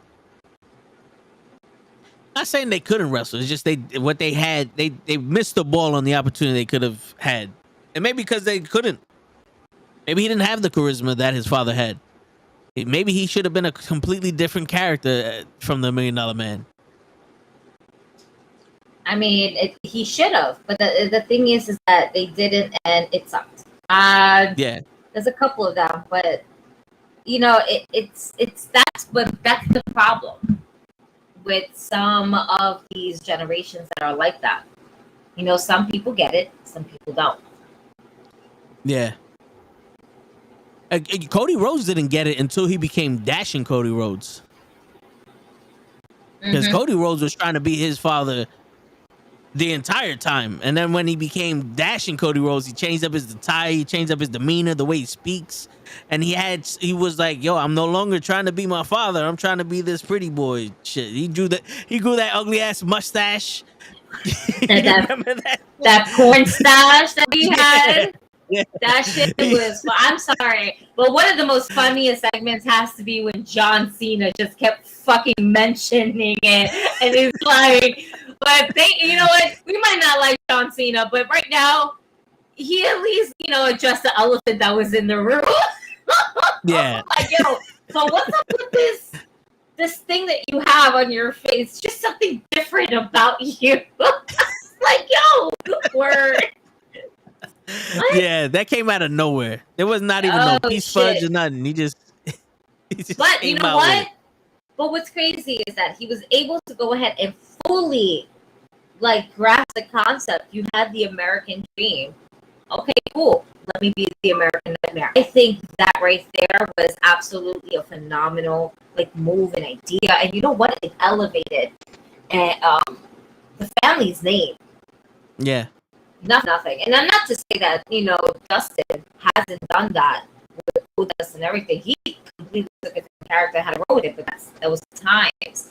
You know, now he can actually be a little bit more of himself. But it took Cody to go ahead and become that next generation of what was once his father. You got Charlotte Flair, the queen, and almost a replica of Ric Flair. Right? Yeah. We got that same image and everything like that. Dusty Rhodes was always about the American dream, the American this, American that. And then you have fucking Captain America, fucking, what's this guy's name on fucking The Boys? What's his name? Freelander. Or Homelander. No. Freelander? Homelander. Yeah. Yep, as soon as you said Homelander. Yeah, Cody Rhodes is Homelander. No, that was funny. Cody Rhodes is Homelander. That's fine. Or even though he's the American Nightmare, he kind of absorbs that American Dream type of feel. It's Cody. When you have people like that, it's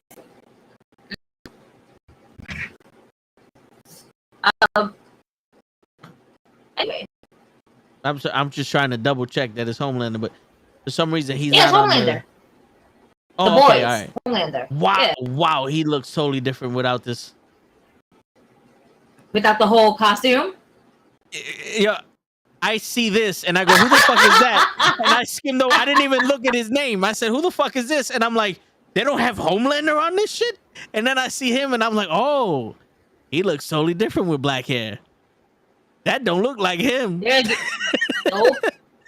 That don't look like him at all. Cody, is that you? Drinking the sauce? You drinking the sauce? That's what you're doing, Cody? That's sauce. That's sauce that you're good at looking and healing. Oh my God. Hey. Yeah. All right, what did you think of the Moxley and CM Punk promo? Because I said it was good, but I didn't like that they keep referencing the WWE in all their fucking promos. But what did you think about it? I enjoyed that. You know why? Because they came from the same place. Kind of feels like they get it in some type of way. Being cut on the same floor. You know? Yeah.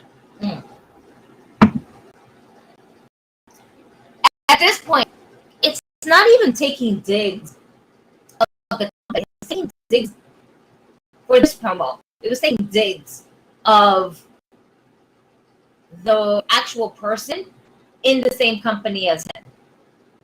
You know what?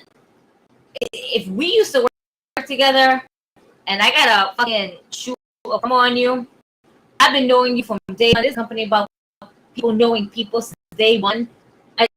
Look at Eddie Kingston and Claudio. That first interaction, nah, I don't fuck with you. Hell no. Eddie Kingston walking out because, you know, he's still working that legit work shoot beef that they have from back in the day. You know, this AEW is always about taking it to the next level into like, this is long storytelling, but from other companies. We're not gonna pretend like we just met each other. I hear that, fighting you. You know what I'm saying? I think with the promos with talking about, oh, you're the third man, it's not like we haven't seen it. He's talking about his career overall. So whether it was in ROH, whether it was in development, whether it's actually on NXT, everything is there's a progress to all of this, right? And if CM Punk obviously has been like, in other words, this is how it is bringing history to it, educating folks. Like, what does he mean by that? What about these young stars? What are these young kids? That's like, what is he talking about? I only watch AEW. What? Oh, okay, but I don't know. I like it. It's a little bit story background to it. I like it. You got Max Caster throwing jabs at the company. He's throwing jabs at the company, at Vince McMahon and shit like that. CM Punk was aiming Jon Moxley's career. Yeah. As an individual. Yeah, guess what? He worked for that company. So did CM Punk. That's why he was like, oh, there goes CM Punk dropping pipe bombs, because CM Punk has been known to drop pipe bombs. He can be on UFC and he was like, oh, he's dropping a pipe bomb. You know, it's something that sticks with that character as that individual. Yeah, it's going to be, you know what? Oh, shit is going to be thrown in your face. Why? Because oh, shit always needs to be thrown in someone else's face to cause some type of beef. I feel some type of way about this, but yeah. The shit he was throwing in his face is like, you're the third best man in your group now, and you was the third best man in the Shield, but my man's the interim champion. You know what I'm saying? Like, it doesn't really make too much sense when you look at the grand scheme of things. And then you mentioned John Cena, and you left the company with that. You mentioned Eddie. That was a good line, though. I enjoyed that. The Kofi Kingston one, I have no problem with, because Kofi Kingston is a phenomenal talent. But the three Eddies, I know he wrestled Eddie Guerrero in ROH. I don't know the other Eddie.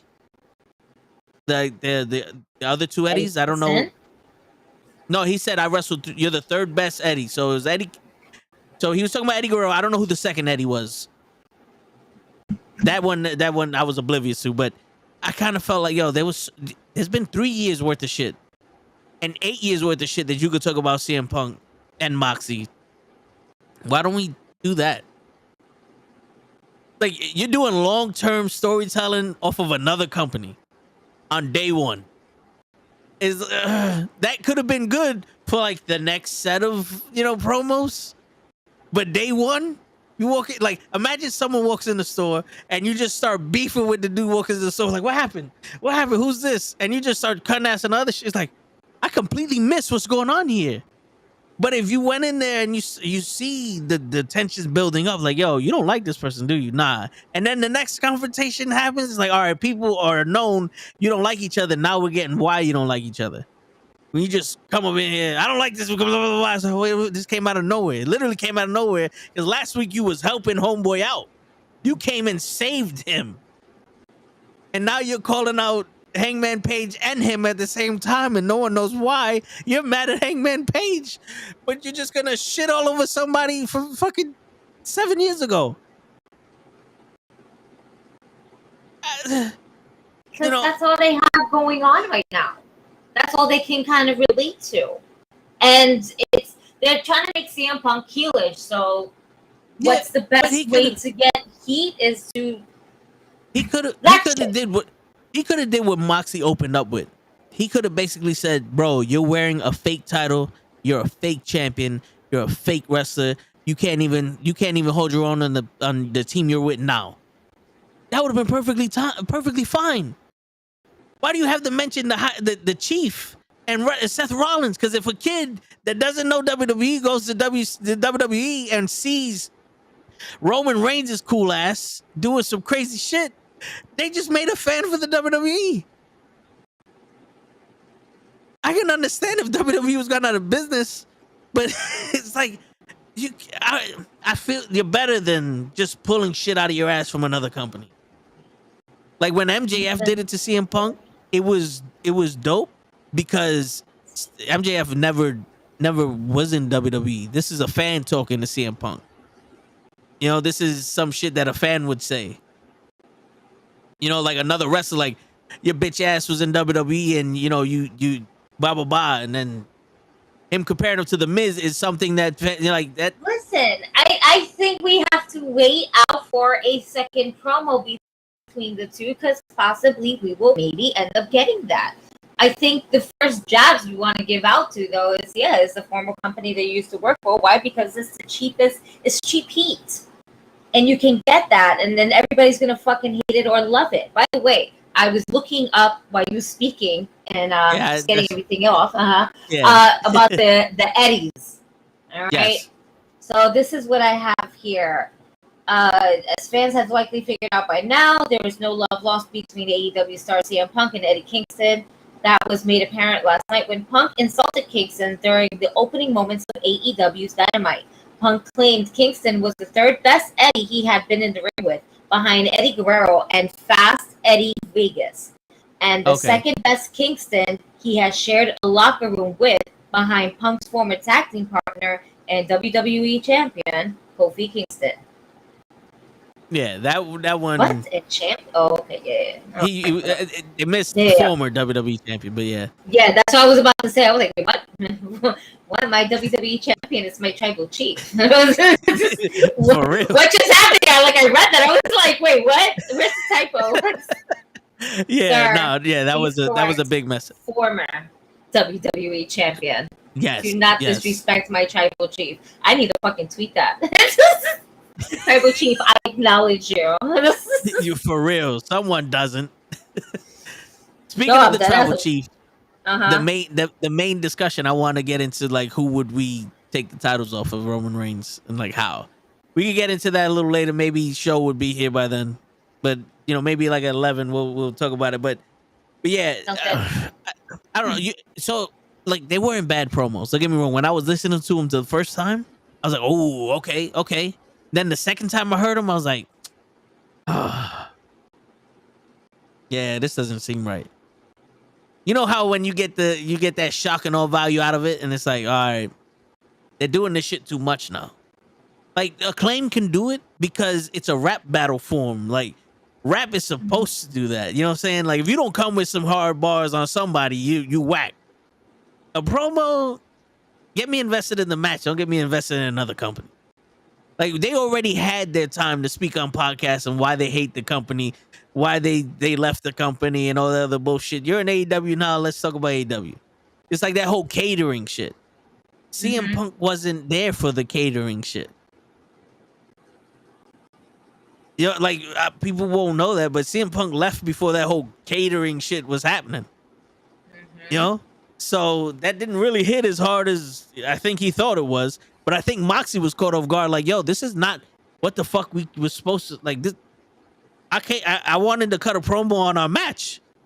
Now I gotta stoop to your level and talk about WWE. You could definitely tell that Moxie wasn't prepared to come out here and mention another fucking company in the history with that shit. Because that whole, we know you came back because you was losing money shit, it hit hard, but it was still like, well, yeah, we know you broke and that's why you came back to this company. You know?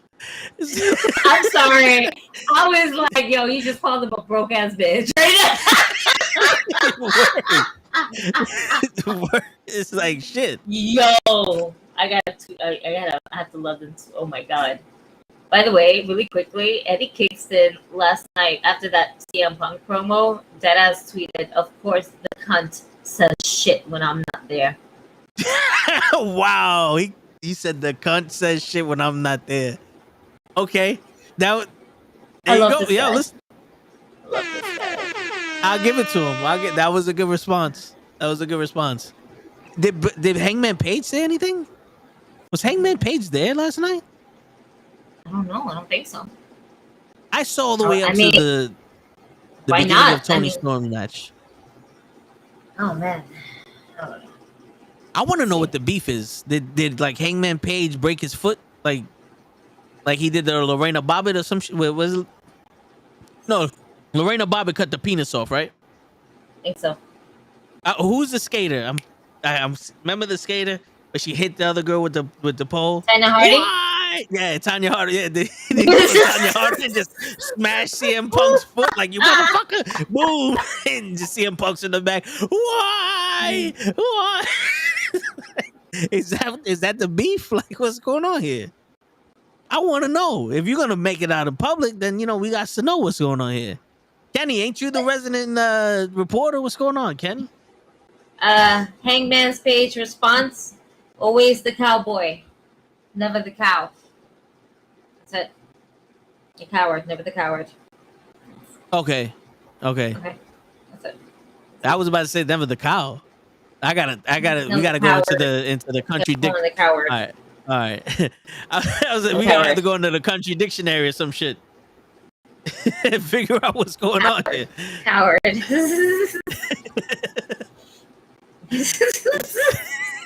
didn't hit home. I'm sorry. It doesn't work. It's a foul ball. But yeah. It's a foul. Yeah, it hit and then it went down. Oh man.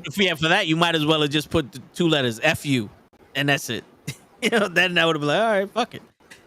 But always the cowboy, never the coward. All right. Okay. Yeah. There you go. Yeah. We'll go with that one. So, my tribal chief, your WWE, all right, unified champion, world heavyweight champion. I don't know what the fuck they call it anymore. He's the fucking champ, all right? Yeah, He's the head of the table. WWE Universal Champion or some shit. Yeah, it's a lot of fucking words. It's a champ. Yeah. There's a lot. Why? It's like WWE champ. That's it. Yeah. He's a champ. The chief. You're the ones. That's it. Jesus Christ. Don't be cunty. All right. Word. The number one rule in the boys: don't be a cunt. Don't be a fucking cunt. Of course, the cunt talk shit when I'm not there. Wow. That's great. We love you, Eddie. I love you, Eddie Kingston. I can't speak for all of us here in this chat.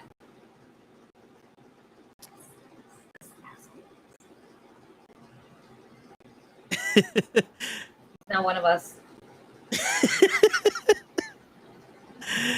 Well, he is, but he's not. No, this is crap. Let's go. Hey man, it's not mind calling in question, okay? Shit. Let's see who can take Roman Reigns off his throne. Nobody. Yeah. So like, all right. So here's the thing. When would you do it? Nobody. How would you do it? And who would you give it to? Like, would you split up the titles? Like, when would it be? Like, who would you give it to? And this is all assuming The Rock isn't ready for WrestleMania. Let's see this. His next match is with Drew McIntyre, right? We have to get over that, correct? After that, we have to put things in perspective. Karrion Kross is back. And there are plans where he is going to possibly take one of his titles because of the whole shit that's been going down with USA not having a champion representative on their show. The Oh, first best Kenny in the Knucklehead Network. What's going on, Kenny? Blink. What's going on, Kenny? Yeah, I didn't got a drink, but I got a candle for you. You bring that hot fire. Stupid. Can you hear me? Yes, we can hear We you. can hear you great. The only thing we heard was stupid. He's in his penthouse suite, if anybody's wondering. Yeah. I just moved in. I'm Yeah. on the West Coast. It's still Fuck daylight. that. You know, I have to leave the East Coast. I hear you. It's the parking. The parking sucked where he's at. Yeah. I Parking love the is traffic terrible. here. It's the best. It's all right. So we're talking about Gigi, who would take the throne from take the titles from Roman Reigns. Gigi was talking about carrying crosses back. We got to keep things in I mean, I'll perspective. jump on that throne as long as he's still on it. I'm good. We Hey, great. He's my tribal chief. I hear you. He's my I hear tribal you. chief. You gotta do your thing. The one. But that is a good question though, as to who would be the person to dethrone Roman. I mean, they had Cody in line to do it, but was that Vince's plan for Vince's plan, for the titles? I think Vince's plan was to give it to Seth to give it to Cody because he wants that rematch again for the title. Yeah. That was more or less.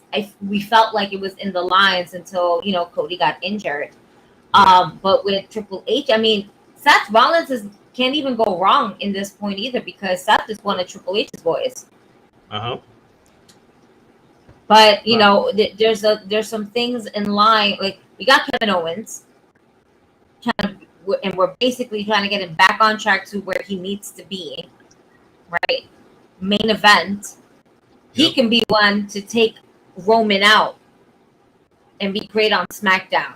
I don't want to see it go to Drew McIntyre because I'm not sold on him yet. He needs to lose this fucking sword, this bendable sword.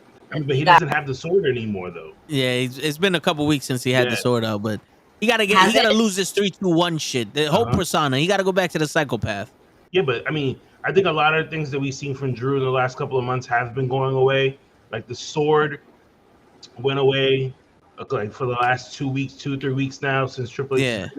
That kind of went away. The 3 count, I haven't seen him do that. Maybe on house shows because it's for the kids. But on TV, I have not seen him do that at all.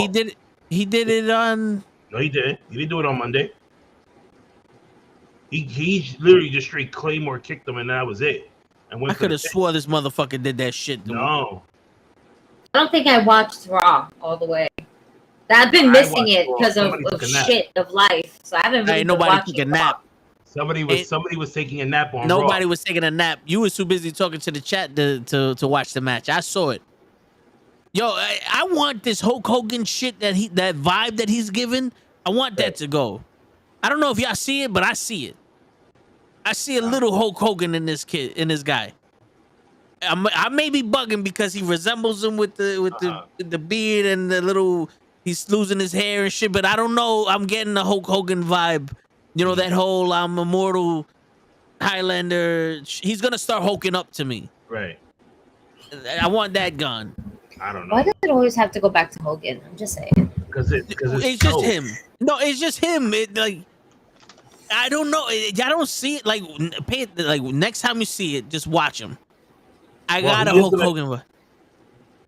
He's gonna be on SmackDown to call out Roman Reigns tomorrow. So he said it on Monday. He's like, "I'm coming for the Tribal Chief on Friday." Yeah.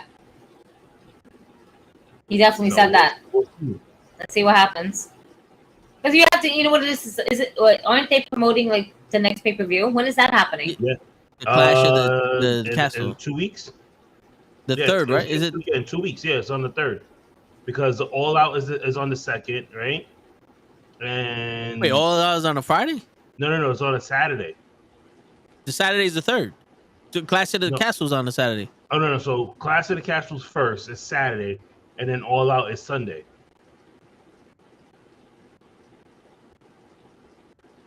Let's see. All right, so Clash of the Castles, you're right, is September 4th. 3rd, and then All Out. 4th. It's the 4th. Yeah, it's the next day. Wow. Okay. Ooh. wrestling weekends. Yeah, we have two wrestling pay-per-views back to back with each other.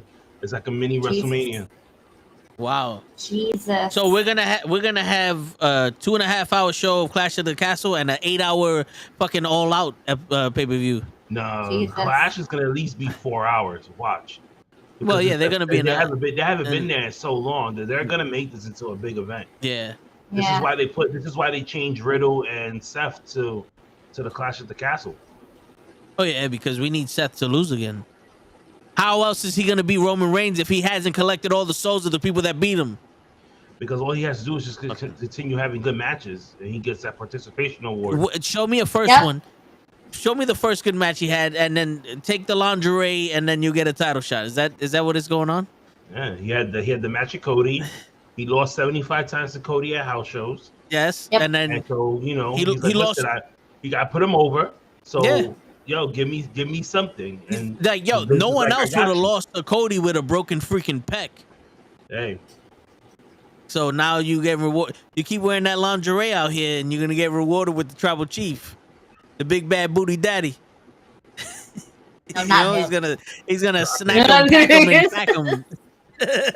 What? Yeah, I'm fucking up all my words today. All right, you know what? You're terrible. We're going to slobber. We're going to Kenny. slobber jam. Kenny. We're going to Thank slobber God jam you're this here. Saturday. Oh, no. He's gonna slobber jam. This is why we're not going. No, we're gonna. You know what? We're gonna let them know they have to change the address so we can totally give you a different address. Because you're not doing this to us. I'm gonna tell you something now. On Saturday, I swear, you better not be like, yo, man, I really enjoyed Slobber Knocker 2, and then you'll look at you and like, oh man, like who's this guy? Like, oh, his name is so with us. You're gonna admit that I'm with you? Yeah, I'm not gonna leave you high and dry like that, man. I think Gigi's gonna sneak out the back like I don't know this nigga. I ain't gonna sneak out of nothing. Riley's gonna be the one that's gonna rat you out. Oh, his name is Toe. We don't like him because he's short and bald. We're gonna beat him up, okay? Yo, man, I'm gonna find you. Oh no, I'm on PTO. Never mind. I was gonna say shit. I should have found him so he can bless the chocolate, and I'm like, he blessed it for you. But it's all right. It's all right. Next time, it's all right. We still got AEW. This is true. Still got Grand Slam. It's beautiful. Beautiful. Yo, Matt, you going to Grand Slam? Does anybody know if he's? I know he was there last year, but fuck it. Nah, yeah. We almost got a whole row. The Knuckleheads almost got an entire row, and then Kenny had to go get the most expensive seats, and Gigi was like, "Nah, I'm gonna go into another section that has cheaper seats." I saved money, bitch. I'm out of budget. I like how I don't have unlimited funds. I got unlimited funds. Like I got a lot of things right now. I'm doing a lot of things here. GG4thewin.com, fitnessmode. You know what was the whole thing is that I went and got on right when the pre-sale happened, right? So my anxiety was like, oh my God, I can't get these tickets. Let me just keep clicking. And you fucking Toe knows that I like how my anxiety is already anyway. So I grabbed the first ones that went through. I was like, oh shit, okay, I got it. And then he's calling me at the same time that I'm trying to get the tickets. So I'm like, oh man, I'm trying to tell him to hold on, but I'm still on the computer trying to get and then I finally got it and I call him back. And then his signal's messed up where he's at, so we couldn't talk on the phone. It just kept looking like robotic stuff going on here. I had to use you sound like you was going through it right now. Yeah. I couldn't use the Wi-Fi at work to sign on to the website to buy tickets. I had to use my personal hotspot to sign on for some reason. I think the Wi-Fi was blocking that type of website. And then what's crazy? Okay, he got paranoid. He says. He buys her tickets hours later. Yep. Stress-free. Yep. And was like, oh, I got with a concierge. There's a concierge in Gigi's website. It's like, oh, you might like these tickets better. They're cheaper than this, and then have a better viewing angle. No, I didn't. No concierge shit. You know what I did? I fucking wrote 3 tickets. sure, let's go check these sections that I might want. All right, 75, 75. Let's see about this one. Ooh. Okay, let's click. Ooh. Okay, then click the 2075, 75. I'm like, oh, I see the pattern here. Damn, the niggas are sitting over here. But let's see what the total looks like with taxes. Ooh. Okay, let's do the other one. Oh, yeah, no. See, I was expecting. Yeah, I'm gonna do this. Yeah. I'll holler at these guys later. I'll see them at the concession stand. Kenny was like, yo, we're in the section where they give you extra butter on the popcorn.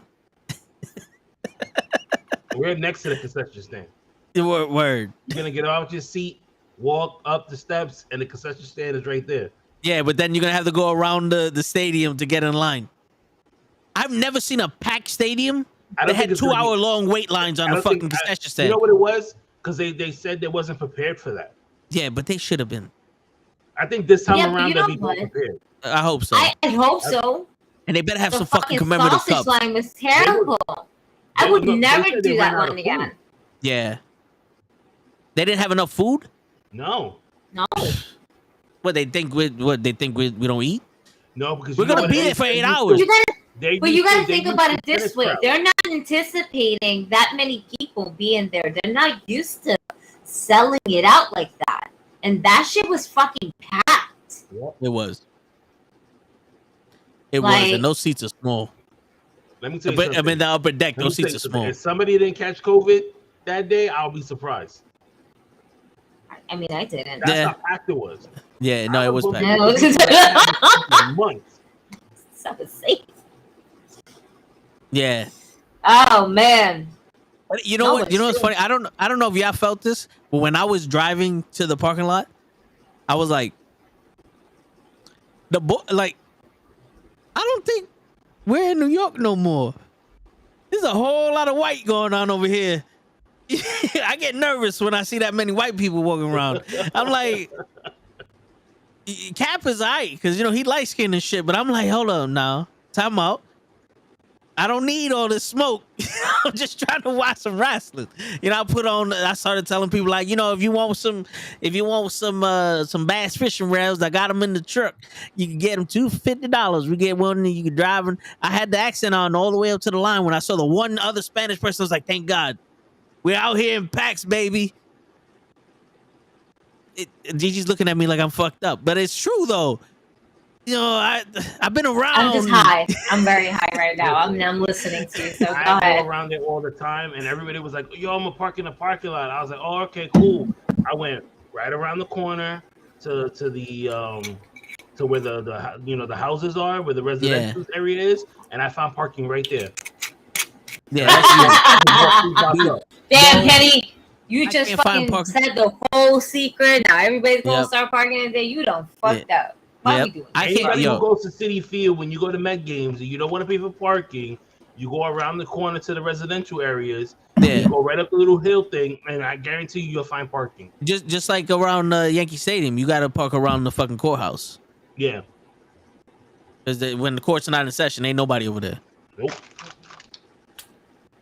But shit, man, I don't mind parking in the parking lot, but that was weird. I seen Taz on the way out, and everyone's oh shit, Taz, and he's just sitting in the car like he knows what's saying it, but he has this fuck y'all look on. Yeah, he's like fuck all of y'all. It's green, I'm off out. The clock. Yeah, he's like I'm off the clock. Like don't talk to me right now. I'm out. Yeah, word. I'm going back to Long Island for where it's safe. Fucking people. But all right, so go ahead. No, go. No, you go, because I was gonna change the subject. Rock, paper, scissors right now. All right, scissor me, daddy ass.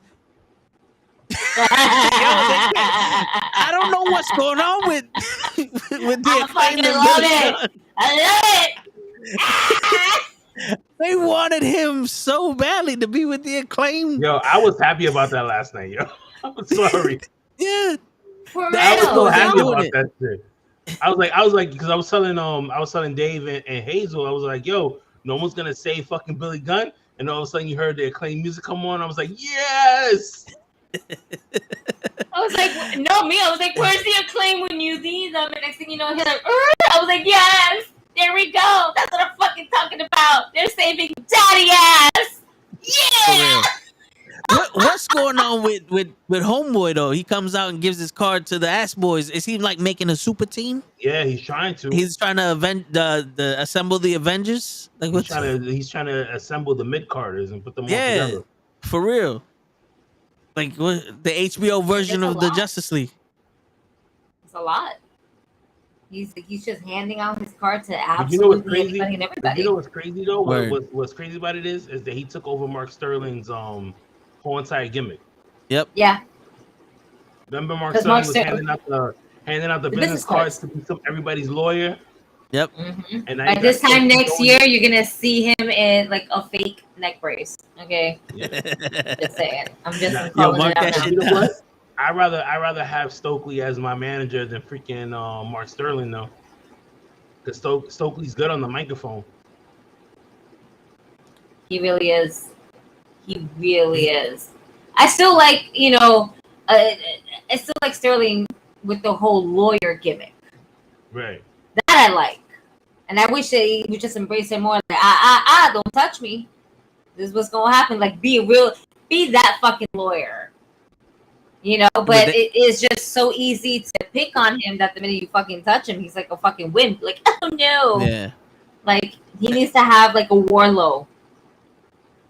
Yeah. But then you gotta go against Rocky. Like, if you touch me, I'll sue, and then uppercut him. Sue me for what?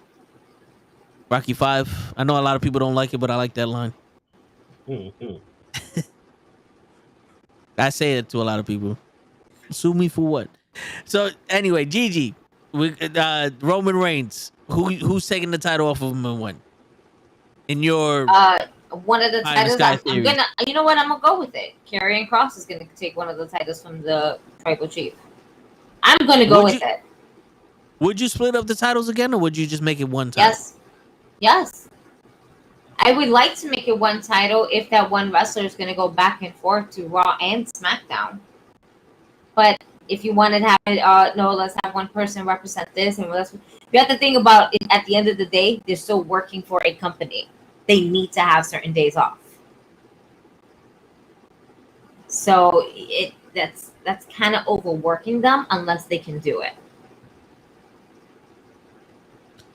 After a while, you got to think, do I want to be champ? Then I got to do this, I got to do that. It would be a dream come true to be called that. But then the work behind it, the medias, the podcast, anything, interviews, CM Punk news. Do you like it? I think we addressed that. Yeah, we spoke about that earlier in the show. I like your name. Yeah. Welcome to the show, by the way. He said he's new here. Welcome, Jameson. Yeah. Word. You're one of my best friends. This is true. He has you on every one of the shows. Yeah, we just brief recap. We don't know where that came from with Hangman Page. Yeah. And I was confused with it, and I don't know. Is he trying to fight Hangman and he's getting Moxley?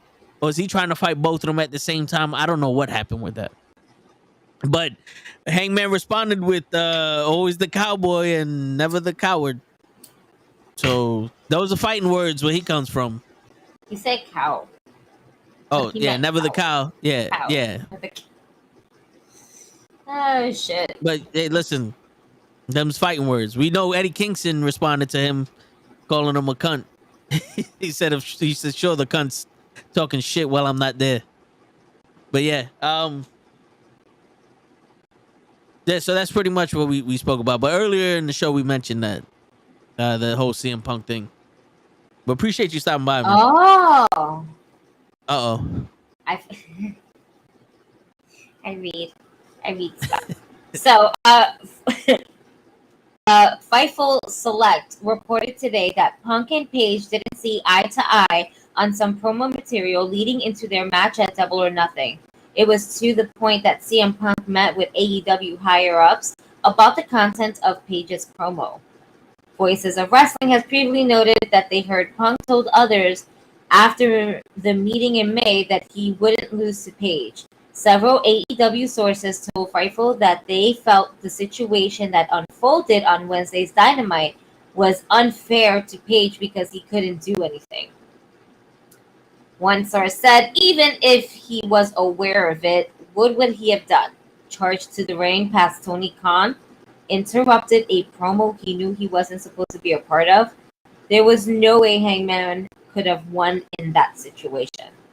Page was backstage at the show. He is said not to be a confrontational person and is generally well liked among the roster. So CM Punk was mad about what Hangman Page said? He was not content with some of the promo material that was leading into their match at Double or Nothing. So he felt like his promos was probably lackluster, it didn't hit, something. And we all felt that way. We all felt like, you know, Hangman and then CM Punk's feud and stuff was meh leading up to the match. Yeah. You know? But see, but Hangman was never one of those award-winning promo guys. Like, a lot of his promos wasn't smacking like that. So I mean, what? Unless he said something that no one, like, subliminally that CM Punk was like, "Yo, you went too far here." But how does he get mad at somebody going too far when you literally just said Moxley's entire career in WWE? Like, I don't know. But hey, man, I think personally, if you have a problem with Homeboy, if you have a problem with Homeboy, you got to say it to his face in the back. Now, if you're doing it just for the purpose of building up a rematch, I get it. But apparently, it seemed like he took advantage of the fact that he wasn't coming out to handle him based off of that, because that was some fucked up shit. You took it. You basically called him out and made him look like a pussy because he couldn't do nothing about it. Yeah. For the simple fact of he couldn't do nothing about it. And also because apparently it's like I'm reading on through this stuff. Punk felt that Hangman went into business for himself during their pre-Double or Nothing promo. So Punk may have seen Wednesday's promo as a receipt. And it has to deal with Hangman's promo had allured to Punk's issue with Colt Cabana and happened during a week where Punk wasn't at a show, while Punk's shot at Hangman happened with Hangman's presence.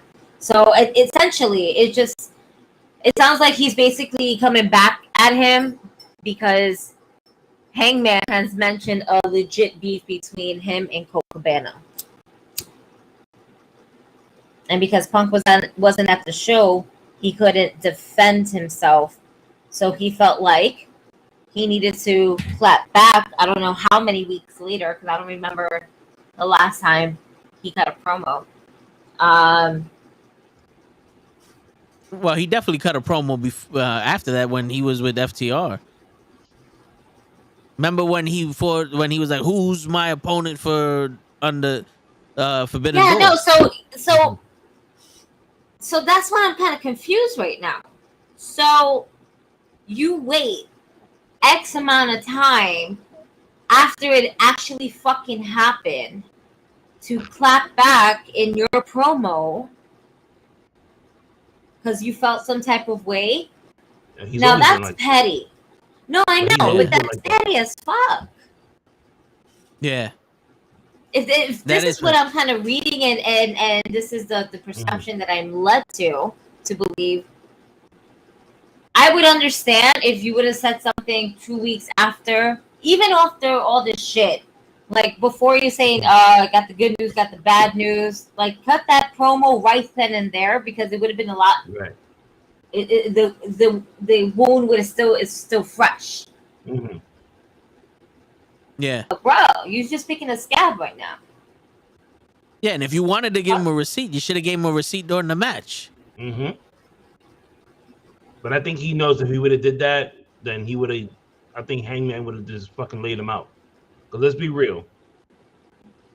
I think anybody at this point in wrestling is gonna fucking lay out CM Punk quick. He's not the same guy that he was, 7 years ago. Like, he's one step away from getting his fucking his teeth knocked out with these younger guys that are in the business now. Yeah. And Chris bring up a point. He goes, what's weird towing Gigi because Punk said out of his mouth that he's not gonna win the world title. He's here to help the new generation get over, and then he becomes the AEW champion. He pulled the Hulk Hogan. He's basically the Hulk Hogan of AEW. And if you're gonna say he's not gonna lose to Hangman, then that's. But that's also Tony Khan's doing that's it as for, well. Yeah, exactly. It's not all on Punk. It's also on Tony Khan wanting to have Punk on AEW. No, yeah, I get it. That moment, so it was just a matter of who can I put this champion on. Like, Hangman was up there, but for the AEW title at that time, he wasn't doing much with it. No. And that was the only time Tony Khan felt like, okay, this would be, if any time would be the time is now. Yeah, but Omega's out, starting next thing you know, little by little other people are going out. MJF is gone. MJF. Which I think he'll be back by Grand Slam. I think at this point, like, there's got to be some kind of return. Tony doesn't have any more big surprises. Yeah. You don't have the free agent pool that you had before. Mm-mm. Now you got to work with what you got. Yeah. Those people that he wanted, that people was like, oh my God, why would you let them go? And they're just sitting in the wings waiting to get hired someplace else. They're gone. They're all back. Most of them are back in WWE at this point. And then the ones that you did get, you got them on Dark or you have them on Rampage, freaking losing to your mid-card people, not even your top people. And you have ROH. Yeah, I love Jade and all. And all, but she's not that big of a star as say like Britt Baker. Like, yeah, it's true. Like Tony Storm? Tony Storm is bigger than Jade. You put I'm not gonna put Britt Baker's at the very top, so we have to put somebody at her level. It would be Tony Storm. Chris Statlander. Chris Statlander is better than Jade, and all around. The only thing that I probably say that Jade is better at is she has a better body. Yeah. That's. I mean, that last match that she had with the what's her name? From TNA, Madison Rain. Madison Rain. Yeah, that wasn't all that. It wasn't good. They had no chemistry. And this is supposed to be your female coach. Yeah. For AEW. Okay, let's think about this. This is supposed to be the person that you're relying on to teach your women's division to be better, and she's messing up on stuff. Mm-hmm. Serena Deeb never did that when she was teaching Bayley, Sasha, Becky, and Charlotte. Look at the way these four women are now. Yeah, the best in the game. Yo, I think Serena Deeb should be the one to. If you're not gonna give me Chris Statlander and Jade, and I think Chris Statlander should be the one, not I was gonna call her Ember Moon. No, not Athena. No, we got you, Chris. I don't even think they're gonna give that title to her either. I think if they was to give her that title and her be the one to dethrone Jade Cargill, then that's just a freaking like you did that out of pity, because really they wanted to get it to Chris Statlander and she got hurt. And why did she get hurt? You fucking put her on Dark. Why? No need. That's the same bullshit that happened to Bayley. That's the same thing that happened to Bayley when she and freaking Bianca Belair was supposed to have that match at SummerSlam, and you made them freaking sit there and rehearse a match over and over and over again, and she got hurt. and then she was out for a fucking year. Yeah. No, it's true. Your dream comes in and goes, this may hurt some feelings, but I miss my life as a wrestling fan before AEW. Yo, Dream hits me up after the podcast and goes, yo, thanks for being somebody that mentions that AEW is fucking up. Like the shit that we talk about here, right? But it's true though. Like when AEW first came out, they came out fucking all guns blazing, great balls of fire. They made it seem like we had wrestling back, and then I'm gonna say it. People may not agree, but they turned straight into New Blood WCW. No, you're right. Like it's like Vince Russo's back there, and he don't know what the fuck's happening, and neither do the wrestlers. And that whole shit with Thunder Rosa, Chris, to be honest with you, her winning the title was awesome. Everything after that, yeah. Yep. Trash. Yeah. Everything after that was pointless. They're not even making her. They're not even making her a big focus. They're making Jade a bigger focus. Tony Storm is a bigger focus than her. Tony Storm is a bigger focus. Everybody else is in the back doing the WWE watching. That's why. And we try to keep Britt Baker off the TV for so long. This is the thing. Yeah. We try to keep Britt Baker off for so long, and then we come back. It's like, okay, this is what I expect from my women's division, but I need more. You know, and they're not just nothing with Thunder Rosa. They're putting her in tag teams. Why are we putting her in a tag team? Did we really put Britt Baker in the tag team match all those times before? Nope. No, she cut massive amount of promos, talked mass shit instead of having. This is my thing. Why are we always interviewing Thunder Rosa? Why is she not just coming out with the microphone in her hand like, yo, fuck this shit? I'm the women's champion. I need to be respected. This has not been respected. I'm doing an open challenge match. They should treat her the way they're treating Danny Garcia. Danny Garcia his promos are like, all right, bro, I get it, you're trying, but the matches are phenomenal. Showcase her wrestling. She's there as a wrestler, and she won the title as a wrestler. And the first storyline was that she's the best wrestler in the world.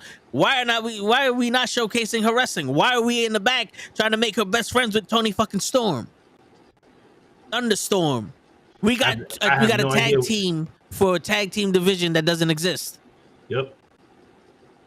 They're the only woman that has tag team names.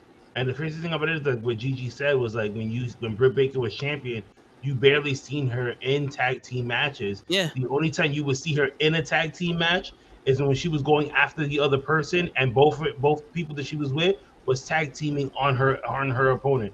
That's the only time you would see her with a Rebel, and then they would attack the person that Britt Baker was going to fight against against their title.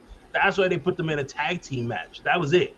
Freaking Thunder Rosa is more of a tag team wrestler now, and a promo, and she's working on her promos more than an actual champion. Yeah, and they're not even building the story between Tony Storm and Thunder Rosa's match that's happening at All Out. They put them in a tag team match last week. Thunderstorm. Yeah. Thunderstorm. What the fuck? No. That sounds like a Netflix movie.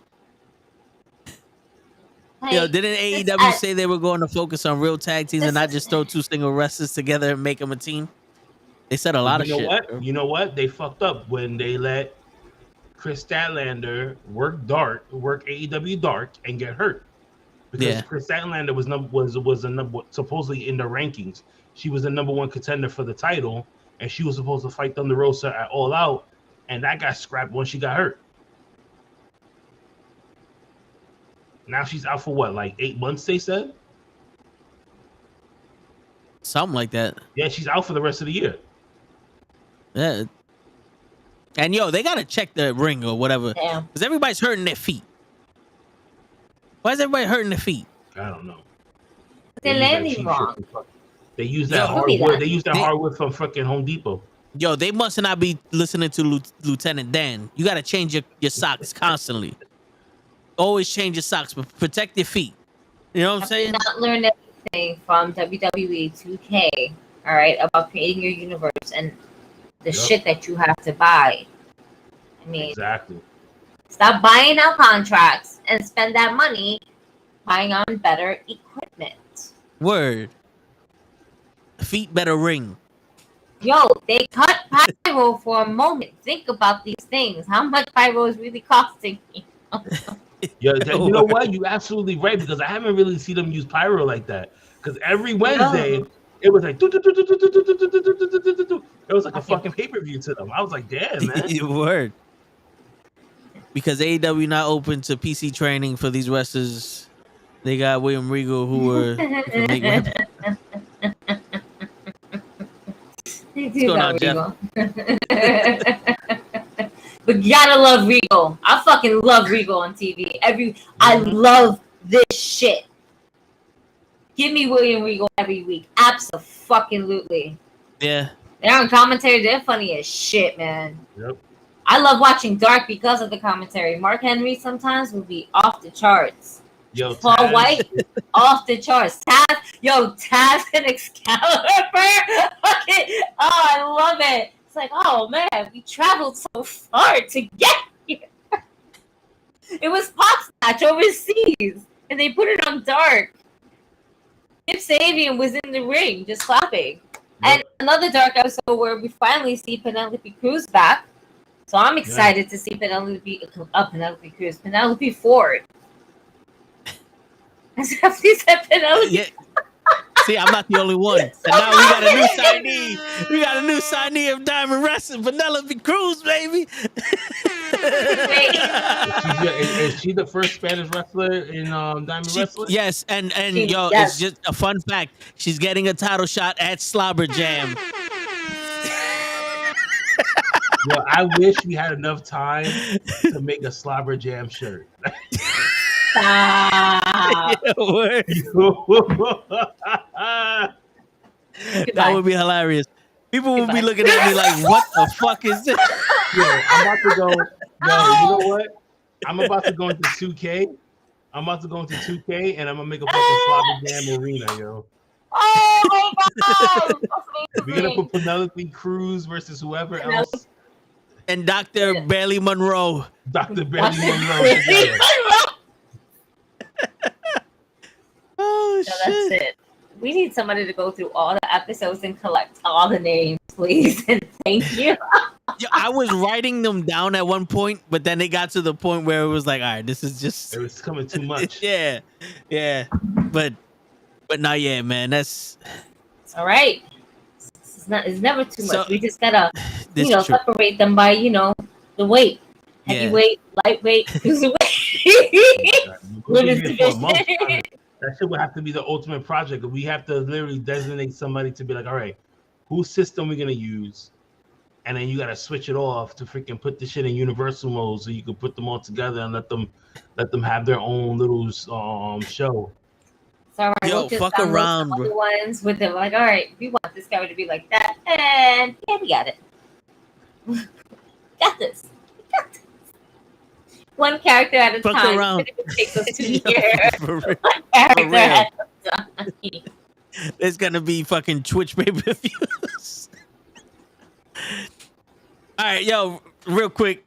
Roman Reigns. Gigi said Karrion Kross for one of the titles. Would you have him lose the other title or keep it for a record or something? How long is he saying? Is this his goodbye tour? Like, when is Roman? And not to say goodbye to yeah.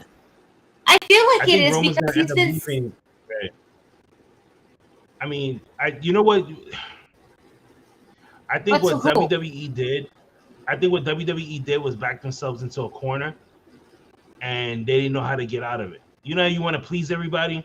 I mean, we've all played 2K, right? We played the new 2K, right? And when you play the GM mode, what did they tell you? Hey, you want to make your roster a little bit happy, so morale goes up, right? So somebody's gonna come to you and they're gonna, hey man, I want to get a title. Yeah, sure, we'll give you a title. Oh, the morale went up, so that gives you points, right? That's what WWE did. They said, shit, you know what? We're gonna get Cody. We can use Cody throughout the whole entire year. Roman goes and says, hey man, you got these new people coming in. You think I could take a little break here and there? Spend some time with my family. Just got the kids. Go on vacation. Yeah, Roman, don't worry about it. We could put Seth and Cody, or Cody with Drew and whoever else is here to bite the time and put Cody all the time. Because didn't you notice that every week Cody had a fucking promo segment for no reason at all? Yeah. No reason at all. They even put a countdown. Entrance. Cody coming at 10 o'clock. We had a countdown. Me and Toe was like, yo, did they put a countdown? Yeah. It was like, yeah, they gave a fucking countdown. At one point, Raw was a bukkake because everybody was coming. Yup. So I'm here all week. Gigi that went over Gigi's head. Gigi's like, I'm an innocent girl. I don't know what you're talking about. So now Cody so now you give Roman, you guarantee Roman this. You're like, okay, he's gonna win the fucking titles. He's gonna win the titles. You're gonna give him time off. Yo, what happened to your camera, Kenny? Wait, Kenny. Why you mad blurry right now? You mad blurry. Oh shit. Like, this one fucking cursing. They're probably trying to get rid of me, like fucking Avengers and shit. Yo, it looked like he's one of those people that don't want to have their identity. They don't want to have their identity shown. Shit. Don't you got shit like that? You know? No. Did you have the background shit? All right. It probably just got out of focus. But it looked like you was one of those people that didn't want your identity fucking shown. He just on some fucking. Yeah, in 1992, we robbed the bank and fucking did this shit.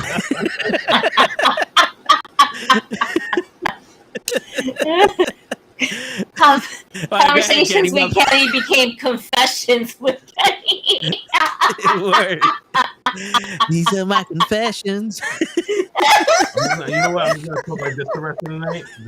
I was gonna talk like talk to the K. Talk to the K in the middle of the screen right now. We're sorry. This is just so easy. It was right there, bro. We're sorry. We're not sorry. Yeah, it's just we're still laughing. Yeah, so Cody Rhodes. Long story short, they fucked themselves when Cody got hurt. Yeah. But now they don't know what to do with themselves. Yeah, they don't. But they're trying. They're starting to make more people. And they make Roman come back to work. That's what it was. Yeah. It was like, yo, bring your ass to work from now on. Like, your vacation is over. Nah, when would you have Karrion Kross beat Roman Reigns? At the next event. Why not? Yeah. At like Survivor Series after Clash of the Castle? TikTok. We got to change some shit around. TikTok. Okay. Guess what? It's time to play the game. TikTok. Sorry. Listen. Hey, listen. It's cool. Let's be real. Roman belongs with Fox, right? Yep. He has the title over here. Yeah, he can go over there, but the first priority is Fox.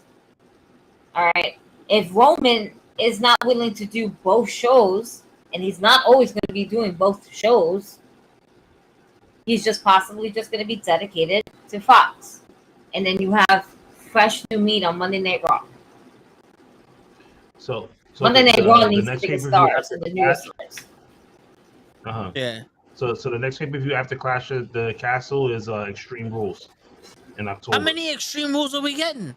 We're only getting one. Isn't Extreme Rules after WrestleMania? No.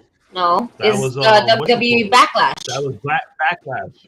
Oh, yeah. No. WrestleMania Backlash. Yeah, that's true. Yes. Yeah. Is this going to be SummerSlam Extreme Rules? No. All right. No. We have a lot of Extreme Rule matches. So to have a pay-per-view, that's like. I mean, it is in. Listen, it's in Philly this year, so they may change it up and actually give us some freaking hardcore matches for Extreme ECW. Rules. ECW. It is the home of ECW. And it's under Triple H. Yep. So the Miz already busted him. And the Miz busted himself open on Monday. Mm-hmm. He was gushing, looking like Ric Flair with that little trinket of blood coming out his nose. You know, they're already showing that they're hardcore now. TV-14. You gotta get that rating though first. Nah. So all right. So who would you have him lose the Universal title to, or would you just keep him as the Universal Champion? I would keep him as Universal Champion until Rumble. Yeah. And then who is he losing it to in Rumble? Rumble or Survivor Series? I would say Survivor Rumble. Series. I Really? would do Rumble. Yeah. And miss out on WrestleMania and the road to WrestleMania? Who? Roman. Roman's gonna have but Roman's gonna have that match with The Rock. Non-title? Of course. Here's the thing. You don't need a title between him and The Rock. No. But they already have a title. No, they already have a title that they're trying to fight for. No, I get it, but I'm saying, doesn't that kind of make Roman weaker? No. He's lost both his titles. Now he's going after The Rock. No. He's going to lose his way to The Rock. This is the best way. This is the best thing to do to have Roman lose his title and to have that match with The Rock, right? You have him lose at the Royal Rumble, right? But you have the Roman just build up him being the tribal chief, him doing this, him doing that, right? And then The Rock comes to try and help him or to talk some sense into him, and it backfires. He either hits The Rock or The Rock kind of like goes to try and help him and interfere. Just the same way like when The Rock helped Roman at Royal Rumble against Kane and the Big Show. Remember that? And everybody turned on both of them because they booed both of them out of the fucking building. Yeah. Mm-hmm. Do that again, but do it the opposite way. I guarantee you that no one will boo after that. Yo, they're gonna boo Roman more than they're gonna boo The Rock. You want to make a Rock versus Roman match non-title? Randy goes here when Roman Reigns is unbeatable with him without a title makes him more dangerous. I get it, but you want to have Rock versus Roman without a title and have it mean head of the chief table? Have Roman disrespect Rock's mom and High Chief Peter Maivia. Have him disrespect the family, and then The Rock comes back. But why is he disrespectful? The thing about it is, why is he can't disrespect the family? Because he's the head of the table, and he never did it. He never did it. The shit out of his cousins. Okay, that's different. This is what I'm saying. No, but he's trying to. There's no way you can disrespect the elders. We go again. We don't let Joe make sense of this because we know he's right. It does not make sense. It doesn't make sense. It don't make sense because I didn't make sense of it yet. Wait, let him talk because I want to hear this. Listen, if Roman Reigns loses the championship, okay, now he's a fucking guy that doesn't have a trophy to show he's the head of the table. The Rock's mom's there, and now he tries to react and does some crazy shit to get that respect back. You know what I'm saying? He's gonna disrespect High Chief Peter Maivia, said he ain't shit, he ain't do what I did, and The Rock's mom like, yo, your son ain't do the shit that I did, and all this other stuff. Like, you make that shit personal, The Rock comes in. He made it personal with fucking Jimmy and Jay. He made it personal with them where their father came out and fucking put the lay on Roman. It's already happened when they involved the fucking family. This isn't gonna be the first time they involved the family in with the fucking Samoan dynasty. And when The Rock comes back, because people booed at me when I helped you at the Royal Rumble, that was 8 years ago, bro. Get over that. You're really gonna bring that up again? That's not strong enough for The Rock to come back. The Rock's making hundreds of millions of dollars making a shitty ass Black Adam movie, playing an Egyptian with no accent. But he's gonna come back and fight Roman because people booed me when I raised your hand at the Rumble. You want to make this shit more fucking official, bro? TV 14, why not? I'm not asking you to have Christian Cage come out every month and go, your mother sucks dick. You know what I'm saying? Just make one fucking comment to her. That's going to be enough for The Rock to come out and say, no. Now you cross the line, and I'm the real fucking head of the table. Oh, shit. Right, Show? Right, Show? You smell what The Rock is cooking? He fucking agrees with me. Copyrighted right there. Congratulations. Yeah. Let me check. Yep, we're off the air now. Okay. Damn it. Here's why I say it doesn't make sense, right? Because now you're telling me that out of all these months that this man has been going around saying that he's the head of the table, he's the reason why the family is eating, he's the reason why the family is in the position that they're in, now is when she's gonna say something to this man? No. She doesn't have to say anything. Well, I let you talk. Let me talk though. Yo, but here's the thing though. Yo, You let me talk. No, you let me stop. talk. You let him. No, you didn't let him finish Right. though. Let him finish. Okay, but here's the thing though. Let him finish. You're not letting him finish. When you say here's the thing, you let him finish. I'm gonna advise you to go off of what I said and not make up what I said. They took the You should walk away and let him say. Don't make up what I said. I never said that she's gonna say something to him. I said he's gonna say something to her. She doesn't have to even say anything to him for him to say something. But let Kenny finish. You're not letting him finish, bro. Shit. Why is he saying anything to her? It does not make sense, Sway. It doesn't. All right. This sounds like you sound like Kanye West trying to get his family back. The shit don't make sense. I agree with Kenny. Now that he's gone, we can finally talk, Kenny. Go ahead, let it out.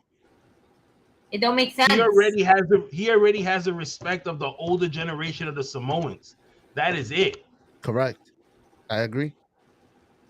The only way that I can see that this shit gets to the point with The Rock versus Roman is if Roman Reigns loses the title to Cody Rhodes, because he is the other family.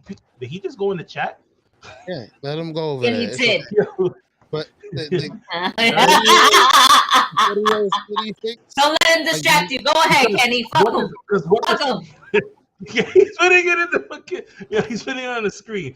Listen, because what does Cody say in the beginning of his theme? He says that he's an AEW fucking wrestler. Wrestling has more than one royal family. He's not talking about the McMahons.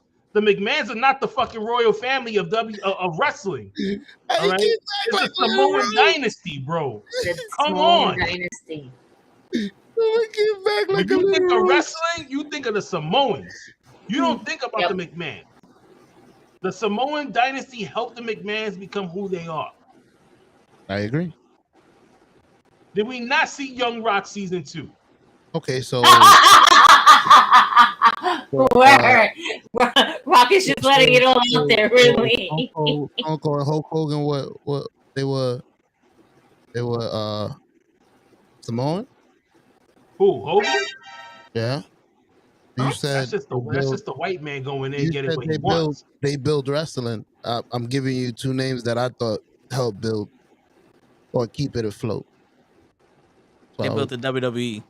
Yeah. Oh, not WWE is in wrestling. I thought there was not as a whole. Yeah. In Samoa, the Mayavias, they ran the wrestling industry. This section.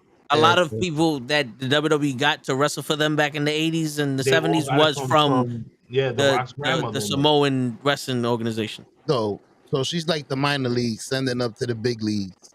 All her players. I got this player. I got that player. I'm training this guy to be one of the best. What do you think about him? Oh, you know what? I want to sign him. Okay, cool. Remember where you got him first. Yeah. Peter Maivia.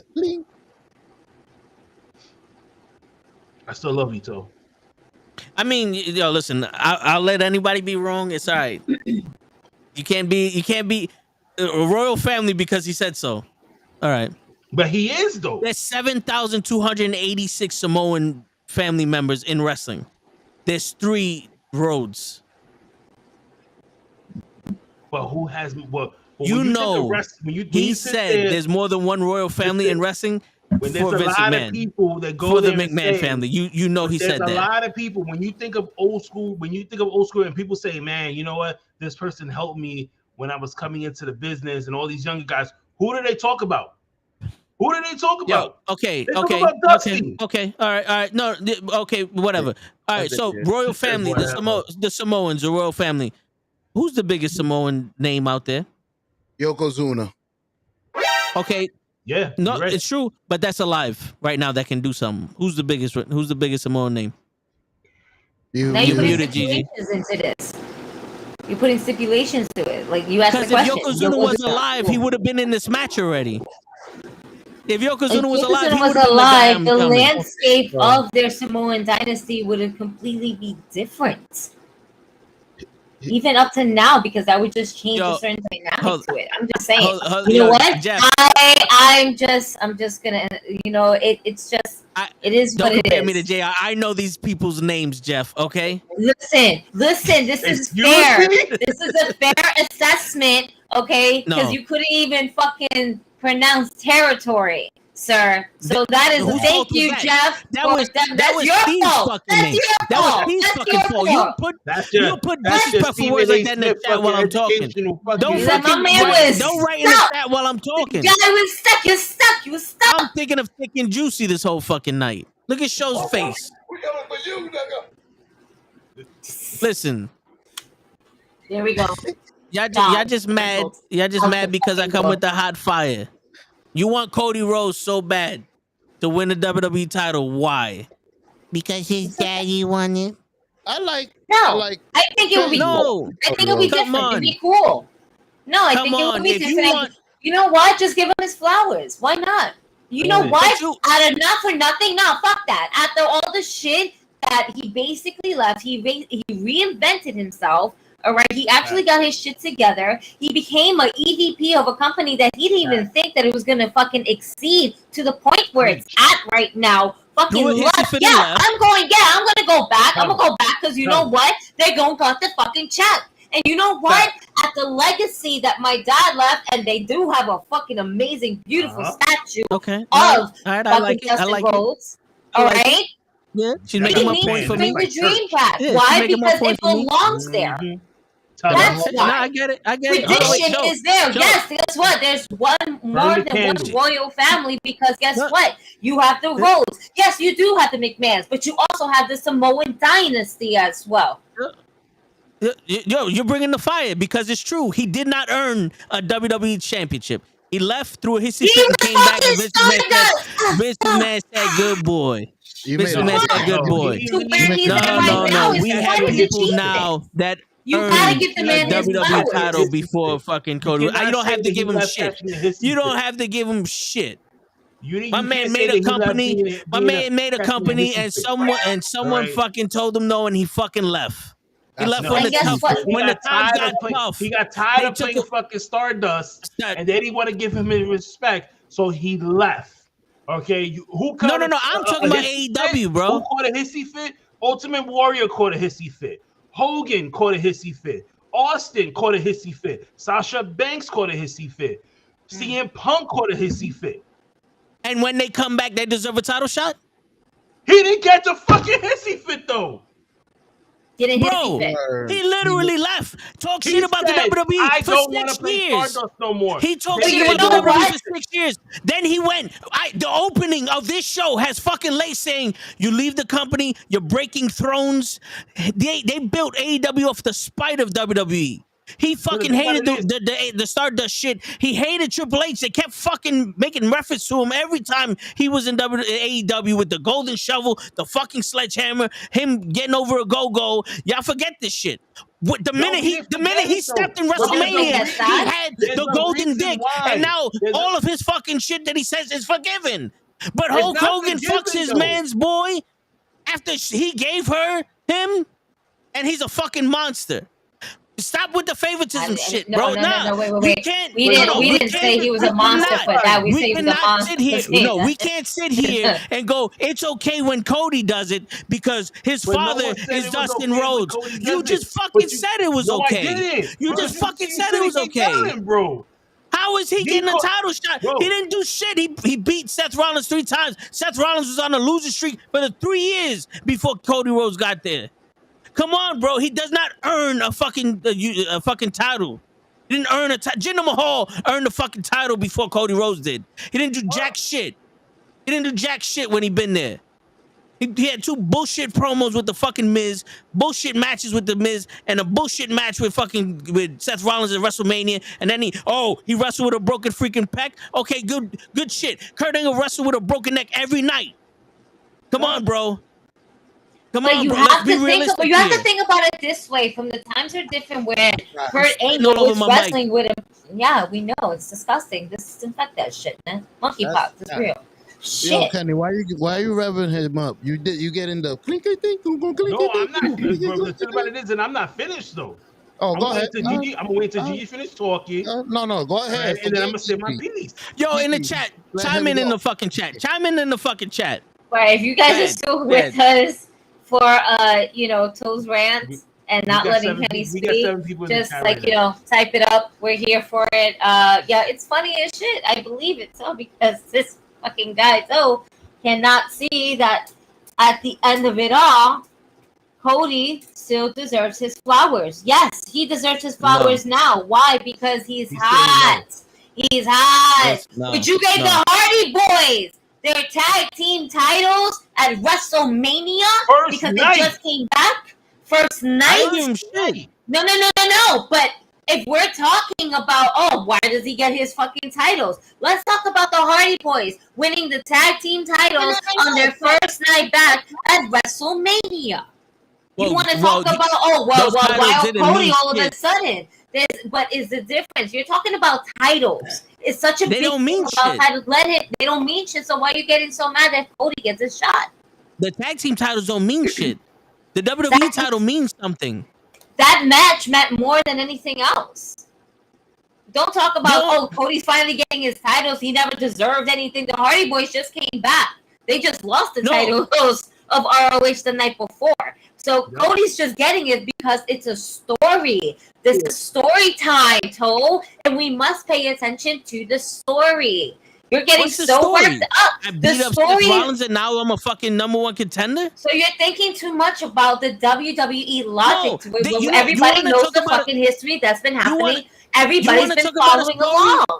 You want to talk about a built-in story that everybody's been following the fucking long? Have Xavier Woods fight fucking Roman Reigns for the title and let Big E come back and get that fucking title from Roman Reigns. Unless you guys think that Cody Rhodes deserves the title more than Big E.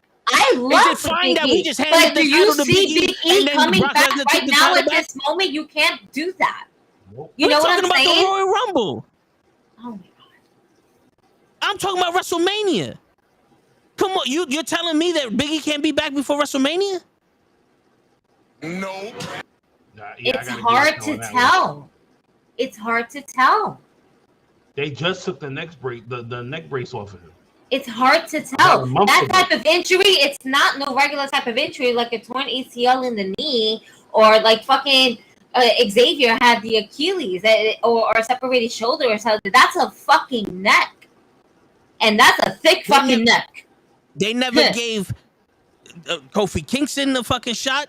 His rematch when they just handed the shit to Brock Lesnar. Come on, there's so many people in this fucking company that got fucked over because of Fox and Brock Lesnar. Bobby Lashley's fucking Bobby Lashley's on fucking fire right now. Where's this at? You made Bobby Lashley a 2-time transitional fucking champion, but Cody Rhodes is the one that we're worried about. If anybody can be Roman, it would be. I would like to see Bobby Lashley. Yeah, this is where I'm. But Bobby Lashley right now, it's the U.S. champ. I do like. Despite everything, I do like lately how we're putting more of a video vignette, pretty much of fucking the titles. Instead of just, this is what happened a couple minutes ago. This is what happened last week. I mean, we're still getting some of those, but not as much. Where we're just putting a main focus on the title, the prestige, the history behind it. And why does it mean so fucking much right now and why we're putting so much of a focus on it? And those titles are actually defended as a main event. Show wants to say something. He's in the chat. Talking shit. God. But no, it's true. It's true though, Gigi. Those vignettes are helping out this prestige of the title. Go ahead, Show. All right, so we ready? From the rookie Sanchez, we ready? Ooh. Hold up. Are we ready?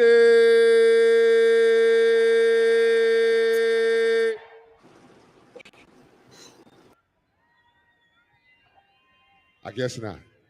All right, Show. That was the allotted time we have for you. Kenny. Nah, go ahead, Show. Bruh.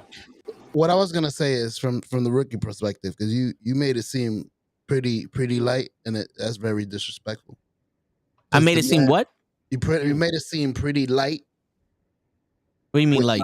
What he did, you made it seem very low, like very easy, and like everybody could do it, and it's disrespectful to him. Good. He First of all, he left WWE, the #1 company in the world, to go make his own company. Went and built that company to be #2 and give competition to #1. Built his profile, reinvented himself, made his hair platinum, made his character, came back around with everything in a fucking beautiful profile. Here, now I'm back. Now you can use me, put me straight to the top. Nope. I'm not fucking Stardust. I'm this. Yep. So put me where you need. Yeah, put me where I need to be. That's what he did. Okay, so his accomplishment is he made the second wrestling company on national TV in America. No, the number two wrestling organization. I think what show trying to say I get it. But Show, you made the same argument before that if you left UPS to build your own delivery service company, all right, and it was as big as it was, why would I leave to go work for UPS again? I understand why. And now it's okay that Cody did it because what? Can I explain? Because yeah. Let's say I did that with UPS, and my passion is delivering. But in the new company, since I built it, now I'm a fucking manager, dealing with fucking paperwork, dealing computers, dealing with this. Down the line, UPS calls me, how much you getting paid over there? This will give you this to do your passion, which is delivering. Okay.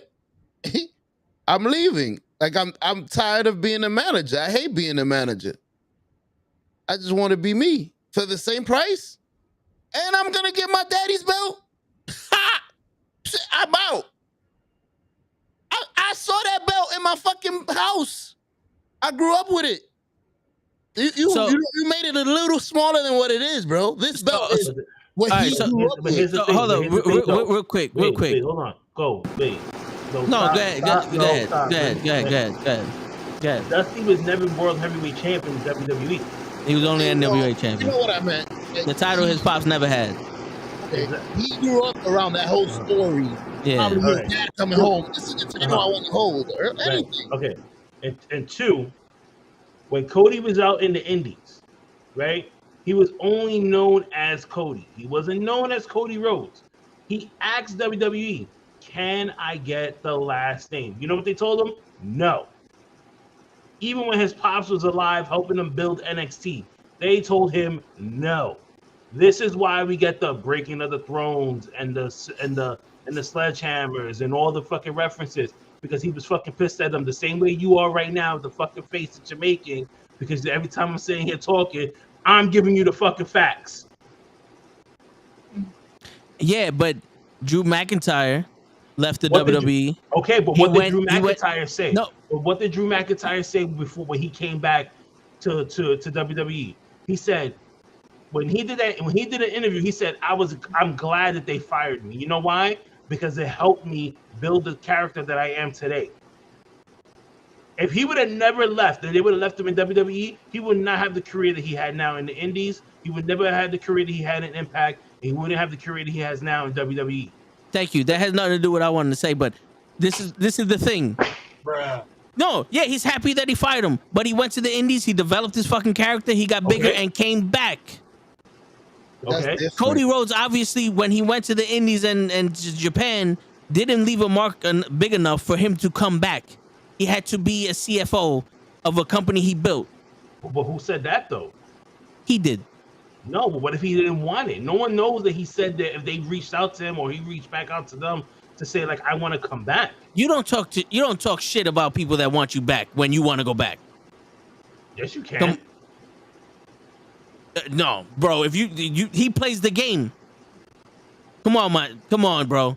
Don't even bullshit me on that. If before he built AEW, WWE was like, yo, we want you back. He's gonna keep talking shit if he wants to go back. The only time he's gonna keep talking shit about WWE if they call him up and say, we want you back, is Stardust. Come on, man. There's plenty of people that left when the Indies reinvented themselves and came back. They didn't need to build a company. They didn't need to build. He built a company and said this is wrestling. This is real wrestling. Their promos when they first came out said this is real wrestling. Okay. They even said we're gonna really have tag team division. We're really gonna have this. We're gonna break the fucking fourth wall, all that other shit. We're gonna work with other companies and all the other shit that WWE doesn't want to do. Yeah. And then he goes back to WWE. Everything he built the company on is the opposite of what he's doing. What it is that he said it himself, that he put himself into a fucking corner.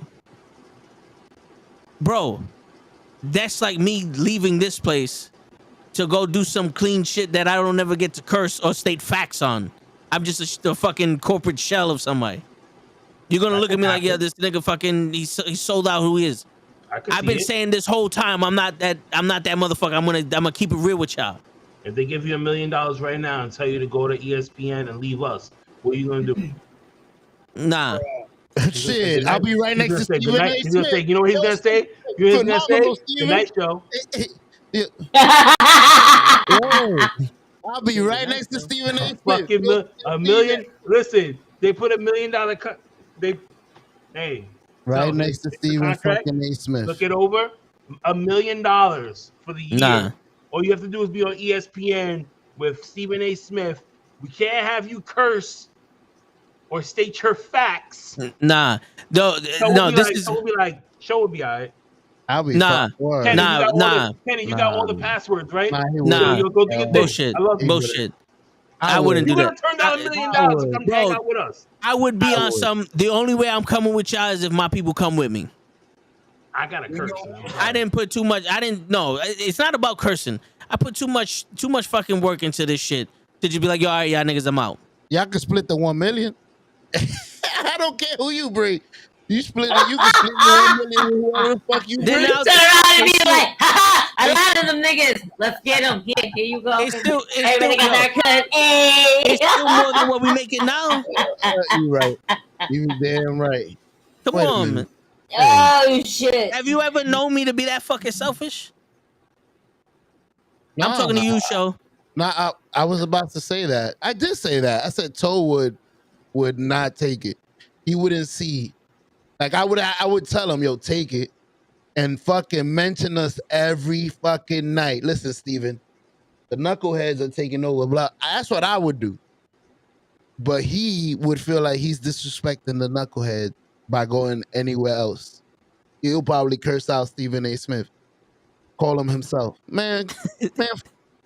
Girl, fuck you, Mama Webble. Like literally, how dare you disrespect me? You know I'm a part of a team. I know Toe. He's loyal to a motherfucking T. Now me, hit him with the legs. Toe. Hold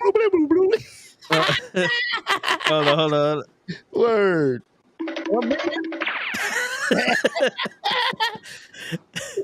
Nah, but I would.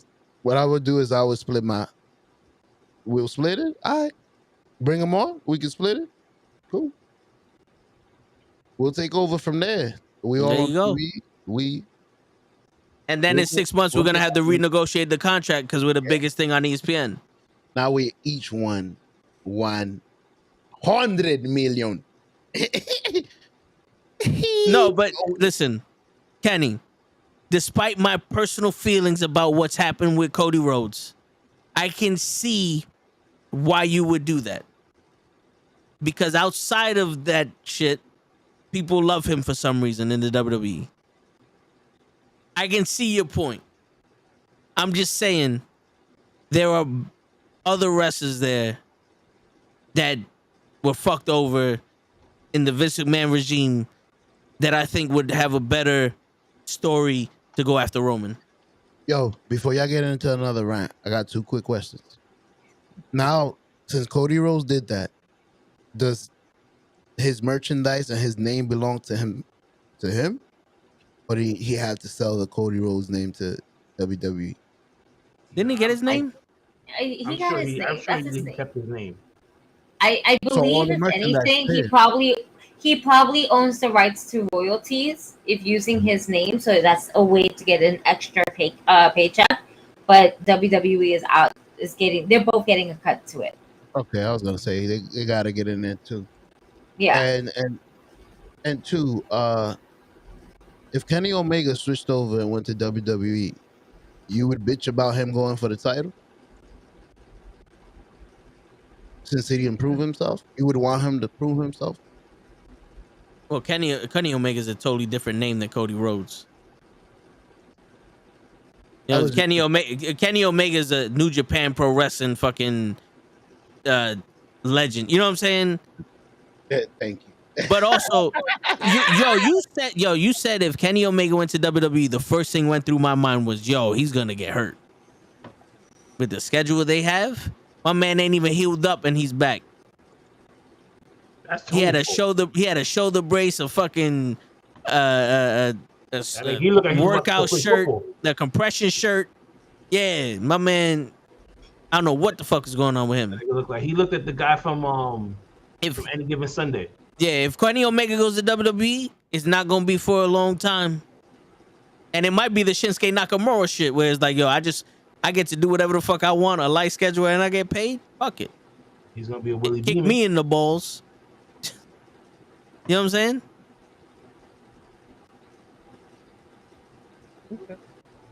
Y'all can go back to screaming at each other. Then. I'm done. I don't know. I think we finished.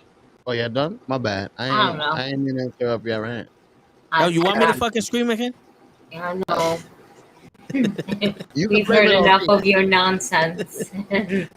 Yo, Kenny. You can't put me in you start yelling. Kenny, see. So let's focus on something else. Right? We talked about Raw. We talked about Dynamite. It's going to be a feud soon with Kip Sabian and Pac. I'm excited about that. We got Jobber Slam this Saturday, August 20th in Brooklyn. Not to be confused with Black Girl Magic on the 19th. No, I'm not mentioning that. Fuck you. No, fuck you. Oh man, no. No. Jobber Slam 2 is coming live to you this Saturday, August 20th in Brooklyn. You don't want to miss it. Definitely tickets are found on Kenny's page, my page, and Jobber TS podcast. Also, Battle Club Pro. Our main event is going to be Swole versus Mia Yim. All right. We got some matches that Kenny and I are sponsoring. I'm sponsoring a tag team championship match between Main Event and Thick and Juicy. All right. Kenny, you have who? Who are you sponsoring? I don't remember who it was. You forgot who you was sponsoring? Yeah, I forgot the girl's name. Oh my god! Oh, the Kick Demon, right? Yeah. Uh-huh. He's the Kick Demon. He's sponsoring the Kick Demon. Chinikai? There you go. Yeah. We're terrible at this. For a minute there. Wow. Yeah, but aren't you also sponsoring a match on Friday? Yeah, I am. For Black Girl Magic? Yeah. You know who's wait. What time is that tomorrow? Tomorrow it's at 7. Word? Yeah. What you said? I might have to look up the tickets right now if they're still available. I might have to get them at the door because I don't have plans. I thought I did, and that didn't fall through. So I think. Do you know who you're sponsoring on that show, Kenny? No. It's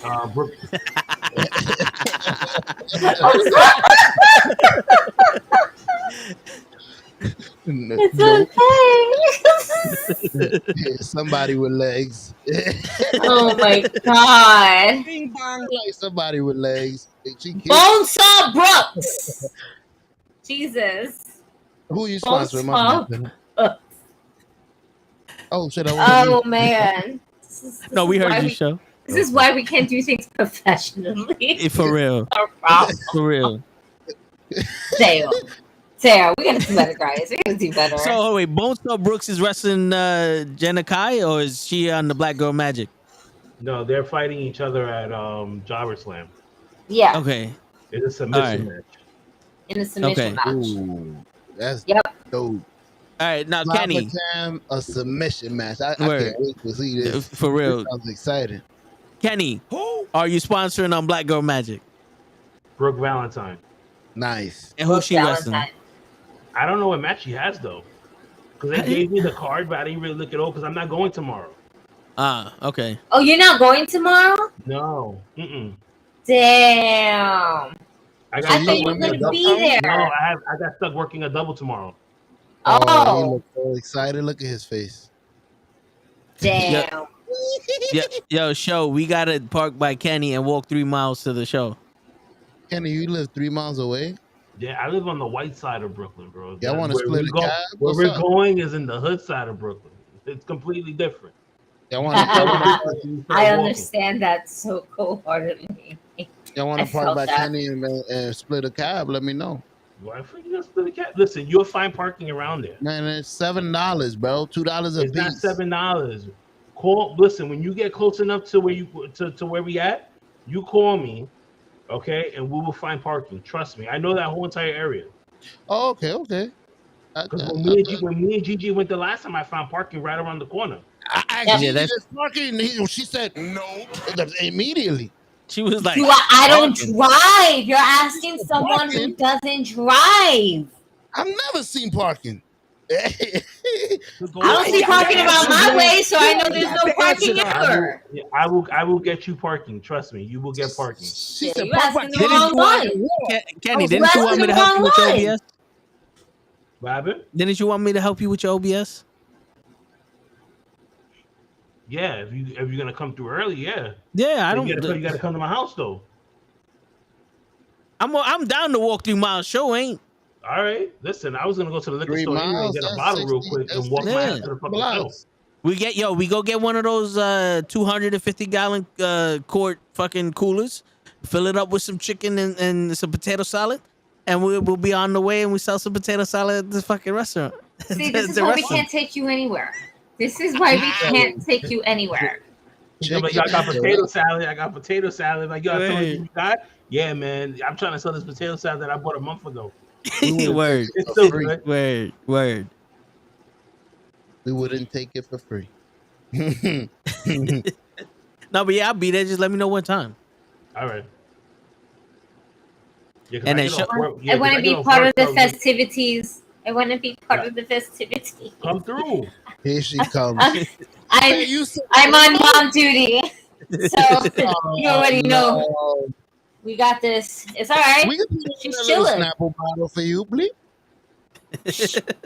I'm gonna pack a whole fucking lunch and snacks. If you find parking, we can find parking. Yeah, we could. I definitely could find you guys parking around that area for sure. You see, my man gonna be outside like a valet with two. You don't need 3 spots, bro. I want to see this shit in New York. Good luck. Because if there's no parking around the corner from the place, then you just go like another block down to where the supermarket is, where Food Bazaar is. You'll find parking there. All right. And then we come back looking like Sasha Banks with a back window crushing. They took all my hair products. Word. Wait a minute. Yo, that's crazy how they just broke a car, man. Fuck you mean? What does that mean? Yo, you know who that was? They broke a car, right? I know that. I'm just saying I don't want to look for 3 hours for parking. I hate looking for parking, bro. Look, you're not gonna be sitting there finding parking for 3 hours, man. I'm just if it happens, I will drive his car back to my house, park the shit, and walk my ass back. That's what I thought you would. You live 3 miles away. That's what I thought you would have done. Take a cab, shit, electric bike or something. Boop. Yeah, with the expenses you pay. My man make money, son. Look at that. Hello? Yeah, $800 steaks. Wait a minute. 10-4? Yeah, y'all got a 37, 36? Yep. I'm on route. Let's go. Old Black. This is Joe Clark. Put the chains off the doors. FBI. My man went into FBI. FBI, open up! Gigi, what's going on, Gigi? I'm just listening to y'all, and I'm just like, nope, I'm not part of this conversation. I'm just gonna be here. I'm like, she's like, she's in the back of her mind. She's like, I hope I don't regret bringing Toe to this shit. He's gonna embarrass me. Precisely, I'm so happy you said it out loud because I was feeling a little bit awkward about saying it, but since you said it, Please, sir, do not embarrass us. My child is going to smack you regardless, and we just have to pay attention to things like this. I wish I had to tame the animal, but I cannot tame the beast entirely. But you know, it's don't get lost in the crowd either, because you know, bro, if you need a buddy system, I got you. All right, don't worry, we got this. But you know, don't tell everybody to go fuck themselves right now. Tell that everybody else can go fuck themselves. You know, that would be good, but don't tell them to go fuck themselves. Just who is he cursing at now? I know he's not. I'm just giving him like kind of like warning and tips and how to behave on Saturday when we're there, you know, to not embarrass. He brought it up.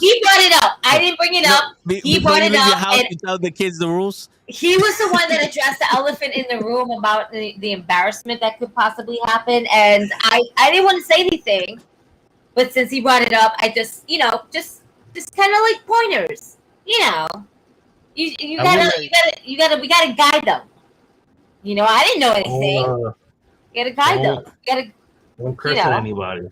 I told them to make sure he doesn't tell people to go fuck themselves, but you say, you know, other people can go fuck themselves, you know, like shit like that. The dirty heels might be there, and then I might have to tell people to go fuck themselves if I'm trying to get them. They're gonna be there. See, people that we know, it's understandable because you know we built this relationship and it makes sense. But we're talking about everybody else that you don't know and that might bump into you by mistake because you know it can get a little crowded and you know or people standing in the way. The Knucklehead Network, you know, GG, you know. Like comment and subscribe, then go fuck yourself. Out of all the people, out of the group, the guy that wears a wig, and you think he's gonna? I love this. You think he's gonna embarrass you? You're bad, bro. I don't think you're gonna come. I don't think you're gonna come with a wig on. You gonna embarrass him? You dangerous. But go ahead. I just thought about that. Right? Dang. Right? Shit. You. My man comes in here, gets his copyright struck every week, and I'm gonna embarrass y'all. Like these people can't go fuck themselves. Every single one of them has the privilege to go fuck themselves if they wanted to. I put them on TikTok, and they got me banned for a whole week. No, that wasn't me. Because you banned yourself for the next day when you came back. No, but I fought that and won. All right, and they put me back on. They were like, the bald-headed midget asshole ain't with him. They said, "Now you broke community guidelines." No, we reviewed the video. I was like, "Fuck, man." I said I have to mute Toe. So wait a minute. You can't tell people to shut up. To get away? Yeah, you can't. Apparently, you can't tell people to shut up while you're talking. You got Deshaun Jackson? Yeah. We give you 6 games. Nah. Now we give you 11. Psych. We reviewed the tape. 11 games. Word. I'm gonna get in that fucking ring. And I'm gonna take the mic, and I'm gonna tell people. You know what? I will not know you. Yo, I'm leaving. I will tell Riley. No, I'm leaving with you. I'm leaving with you, and then you're gonna have to explain to a 7-year-old why we had to leave all of a sudden, and then she's really gonna just fucking hate you. All right, she's playing pretend, but if you want to give her a real fucking reason, that would be it right there. We would have to stop this. I got the Uber outside, Joe. We gotta leave. We gotta go. We gotta go. I got the Uber outside. We'll split it. We'll split. We'll drop you off first, and I'll just go on my merrily way because you know I live further out. So fuck it. We already got one car. We'll just make double stops. That's it. We don't know each other. We don't know you. We were never there with you. I'm gonna mention y'all. No. Now we're gonna block you. We're gonna block your ass. Some people deserve to be blocked. Some people in this world just deserve to be deleted, and that would be one of the moments right there. I can see him. He's gonna be like, "Yeah, you know, my man Kenny brought me here." Like, fuck. Those niggas gonna text me. Wilkins is gonna be like, "Yo, don't you ever bring this man anywhere." He's gonna wear the For the Win. He's gonna wear For the Win shirt to represent. He's gonna fucking. He's gonna fucking change. He's gonna have one of your shirts and one of my shirts. So when one of us, all right, cool, Kenny's up, boom, Gigi's up. Yep. All right, let's put this on, and then we're fucked.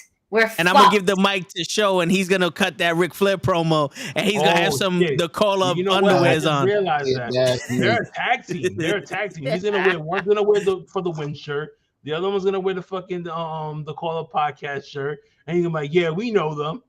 Yep, they brought us here. He came with them. Yep, there they go right there. Look, they trying to leave. I don't know this motherfucker. A fucking fanboy. Another fucking fanboy, yo. These fanboys, Kenny. These fanboys. I'm gonna get a projector. I'm gonna get a projector, and I'm gonna play the podcast. I'm gonna play the podcast every single Monday for 3 yo, hours. they say tag me and shit. Like I asked them to tag me, and I don't understand this. The fuck? Nah, no. Kenny, no, I fucks with Kenny. I don't know who that I don't know who that midget is. Jesus. Nah, me and Kenny, we cool. Yeah, no, we good. We good. Kenny, I ain't coming with nobody else. I ain't coming with nobody else. I had 3 tickets, but you know what? I use that for leg room. I tell her daughter right now, like, let's go get some McDonald's on the street. We out. Mm-hmm. I'm fucked. He wears a shirt that says Toe and Show. So, like, word. Aren't you Show? That's not affiliated to me and Kenny, so we're okay with that. Why y'all so embarrassed about me? I just spit straight facts. You in the ring with a Toe and a Show shirt. Telling everybody that's promotion right there. Yeah, that's gonna make the fucking news. Somebody's gonna just body slam you, and your nuts are gonna hit the mat, and you're gonna wish that you never decided to step foot inside of a wrestling ring with a real wrestler who will genuinely fuck you up. We need to get you a sign for Grand Slam.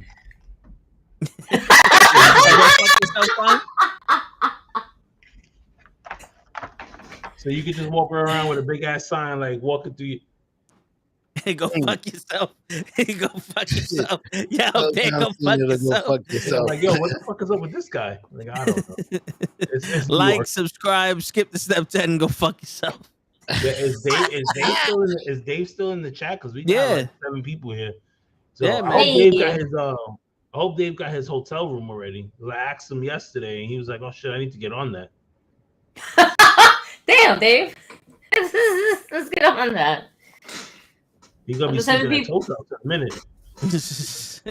I don't know. Y'all embarrassed about me. He might leave AEW early too. No, it's just public. We gotta watch for public. If it's just us, we get it. We cool. Gigi, are we in full? Are we in podcast mode on Saturday? Apparently not. If I can't tell people to go fuck themselves. No, what you mean?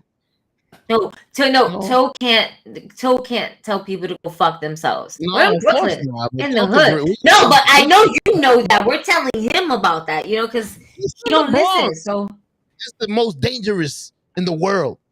Bronx. You survive there, you could go to any hood. What's up, SA? Where you from? The Bronx. Oh, all right, no problems, cuz.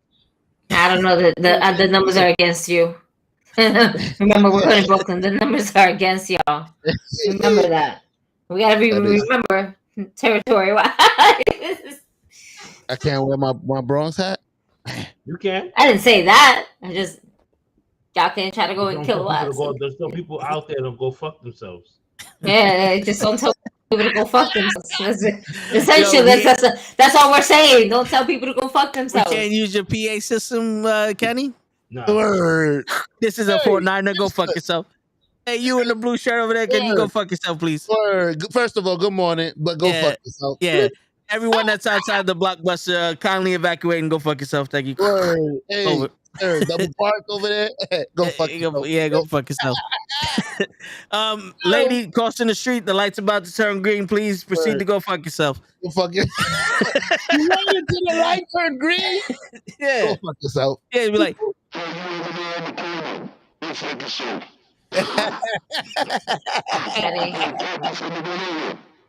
is wild. Stop. This is why, yo. As cops. Oh my god.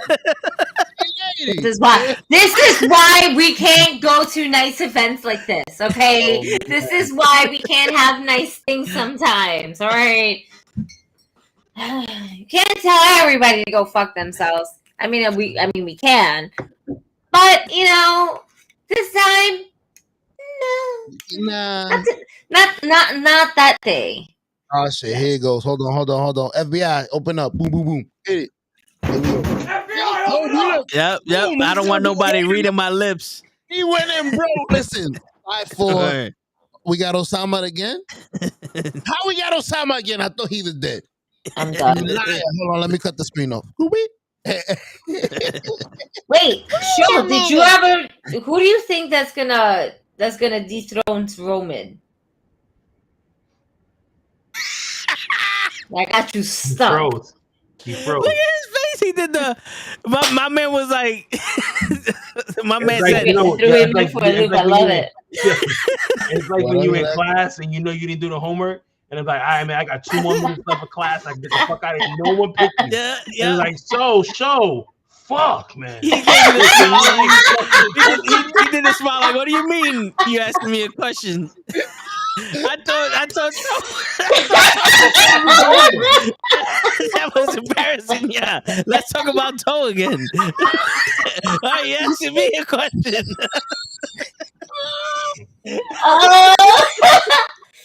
I'm fucking. Please tell me she didn't say show because I did not hear show. Yeah, she said, "Yo, show." You didn't get to answer. Who you? I'm like, I'm done. Goodbye. No. And I'm gonna embarrass you. Yo, that shit was hilarious. My man said, "Ooh, what?" Gigi, come back. I'm sorry. I will answer your question. I heard the question. I thought it was to him. See, I was listening to you. Who's gonna dethrone wasn't paying Roman? attention. Or who's gonna dethrone? Nah, if I wasn't paying attention, I would have heard her. Come back, bruh. Anyways. Nah. He was just a little bubble. Territories. See, I can say it. The crazy thing is, there's only a few guys that could dethrone him, that have the profile to dethrone him. Drew McIntyre, Cody. If Biggie comes back, I'll give it to him. But the crazy thing is, if Brock Lesnar can't do it, I just named 3 people that are a lot smaller than Brock Lesnar to me. Brock Lesnar is Brock Lesnar. He's Brock Lesnar. Don't disrespect him. He's this age.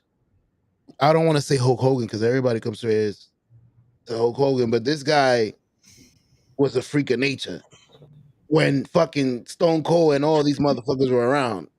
Like, they were praising him as he's gonna be the next big thing. He was an athlete, fast. I don't know wrestling, and I know all this. So give him his respect. His name is up there. Oh, you a Brock Boo now? Oh, here we go. My bad. I had to say it for late. Go ahead, show. My bad. You're a Brock Boo? It's just I know Lay needed to say that, so I'm channeling my inner Lay. I don't think Veer's been there long enough. That would have been a name, but I'm just giving you a name that is. I'm giving this names. Man said Veer. Yeah, I'm giving names. It's a name at least. I'm trying to give you names. That's how short the list is. I'm trying to figure people out. Like, the list is short, so you going by stature. Exactly. Vince supposed to be this monster, so yeah, like you're gonna defeat Fing Fang Foom with a fucking cat. He's a dragon. My bad. I'm mixing up all the podcasts in one because I missed all week. What podcast was that? Fing Fang Foom. That's a comic. With a cat? Yeah. Well, that's a wow. It was a metaphor. I get it. Go ahead. Okay. Bing Bang Foom. No, all right, go ahead. You're gonna kill a dragon with a cat. That's what I'm saying. Yeah. Roman Reigns, the dragon. Who the fuck you need to get a bigger dragon to get rid of him? Is what I'm saying. Yeah. We gonna get this little rat, R-Truth, like he said. Nah, we're not gonna believe it. Don't disrespect R-Truth like that. Word.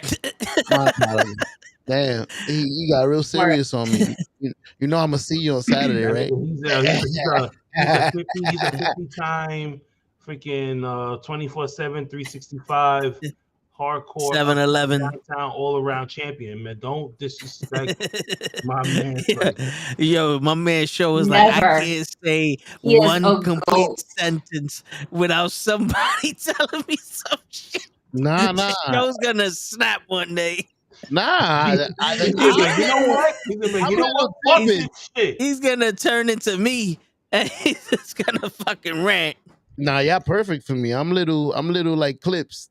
I just say one thing and y'all go off. Is it? He's gonna come in like Birdman. He's gonna be Ron Burgundy. He's gonna come in like Birdman. He's gonna be like, I'm gonna disrespect me. Put some respect on my name. Put some respect on my name. Is we finished or are we done? Gotta go. All right. Show the dragon and the mouse. Correct. You got to get another dragon to defeat him. You got to get another big name. And those are I can't really name that many. And I don't want fucking Bill Goldberg. Don't do that. Brock Lesnar's part-time. He can't really handle. It's somebody that needs to carry the fucking load as we're being attacked by AEW. So we need a Stone Cold. We need a Rock. We need somebody. And there's nobody that can step up immediately, like in a month. So let's put things in perspective. We are now in an era where Triple H is taking over. And within the recent weeks, he's definitely been moving things along. We've seen Dexter Lumis. We've seen Karrion Kross with Scarlett. We've seen Tommaso Ciampa coming up and winning matches and is being taken a little bit more seriously, giving him the mic.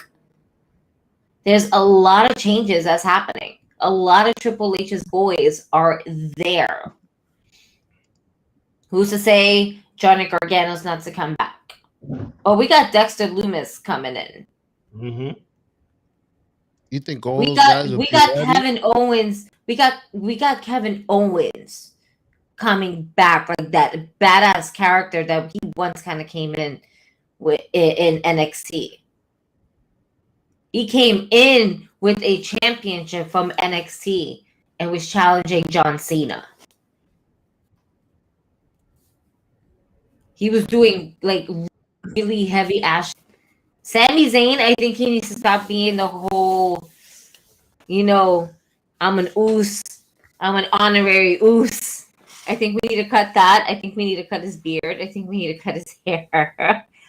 I want to see Sammy back with just a clean cut. I need to see something different from Sammy. And I think a clean cut would do well with a twist of his character that he had from NXT. Did you see Show's face when you mentioned these guys?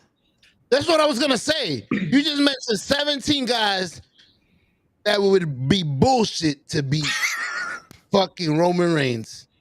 It's like Mike Tyson, and we're gonna bring my cousin from NXT. We're gonna bring Dexter Lumis from the Shoe Shiner, and we're gonna put some gloves on him. He's gonna fight. So if you want to give it to anybody, I would say AJ Styles. Okay, you getting up there? If you want anybody, AJ Styles. Here's the thing. You just have to think about who Triple H's boys are. I definitely got off topic. I'm just thinking about all the new talent that can come across. And then I'm not putting Braun Breaker in there, but I would like to see Walter. I would like to see Walter. I would like to see Walter and Roman Reigns. 2 heels? Or is Roman a baby face officially? Roman is always loved. He's a tribal chief. We the ones. Acknowledge me. Abso-fucking-lutely. He is praised. He could be a heeless face in that situation. The anti-hero. Who is more loved than hated. when you have somebody like Walter, especially the character that Walter has. Give the belt to someone else. Let him go for Roman. You're hitting on something. That reminds me of The Rock and Stone Cold. It's like, who's the heel? Who's the baby face? Boom, boom, alternated, boom, boom. I like that. And Walter's still fresh face. He's NXT UK. Which, did I read something correctly that they eliminated NXT UK? Yeah, they're gonna bring in NXT Europe. They did it today. They let go of I think 10 people. Yeah, they're gonna make a NXT Europe or some shit. Yeah, they're doing Worlds Collide. Okay, and then that's it. Yeah, that's gonna be it. They're gonna do NXT UK versus NXT 2.0. Well, that would be cool. That's fine. That's why they started bringing. That's why they started. Now I know why they started bringing all these people from NXT, from NXT UK, and they started changing their names. Well, we got Tyler Bate. Yep, and He came at the end. Transition. Oh, supposedly he is going to beat Braun Breaker for the title. So Braun Breaker can go to the main roster. Braun Breaker's getting called up to the main roster. Yep, I see that happening. Who they're gonna put him in as a tag team? They're not putting him as a tag team. No, he's him and Santos Escobar are being called up to Raw and SmackDown. Once I saw that he lost his match, I already knew. I was like, okay, so he's one of the call-ups. No. But the question is it him or is it the whole group? No, it's just him. I would like to see at least one of them. Yeah, once I saw him at the WrestleMania party, I said they're gonna do something with him. And then like a couple of days later, they were saying that he was gonna get called up to the main roster. I think he's going to SmackDown. So Braun Breaker is gonna be a part of Judgment Day. He's gonna go. Breaker's going to Raw. Because the USA Network already loved him. But he did a dark match on Raw like 4 months ago. Mm-hmm. Did it do anything? Because I remember when he was on Raw doing the tag team shit against Dolph Ziggler and the Dirty Dogs. Nothing happened. When he won the title on Raw, they loved it. That's why I was like, they're gonna call this guy up way too quick. Mm-hmm. Where's Dragunov? Dragunov, he's injured. He hurt his shoulder. Okay. But he was in UK. Yeah, he just dropped the title. That's why Tyler Bate has it. Mm-hmm. That's crazy. Mm-hmm. It's gonna be interesting to see. Yeah. We've been having a constant 10 viewers, and no one in the chat is typing. Are y'all like shocked in all the shit we're saying, or is it just one of those they're listening? They're like, "Yo, fuck this, we're gonna listen. We want Show to snap." You see it in his face. He's tired. His lip is quivering. Yeah, his lip is quivering. He's like, "I've been here for 20 minutes on this podcast, and nobody's letting me speak." That's what we go to the DMV. What? I don't want y'all to let me speak. Y'all do y'all thing. Yo, you bring up a good point. Who, me? I forgot what his point was already. Yeah. What's the point? I made a lot of good points. You bringing a cat to kill a dragon. That was one of them. But he forgot what he said. No, I'm saying I made a couple of points. Now Walter seems like a bigger cat. Gunther. Maybe Can we get Walter back? I would like to have I would love Walter. Walter seems more menacing than Gunther.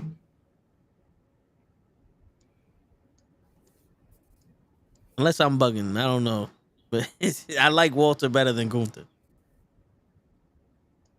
Nah.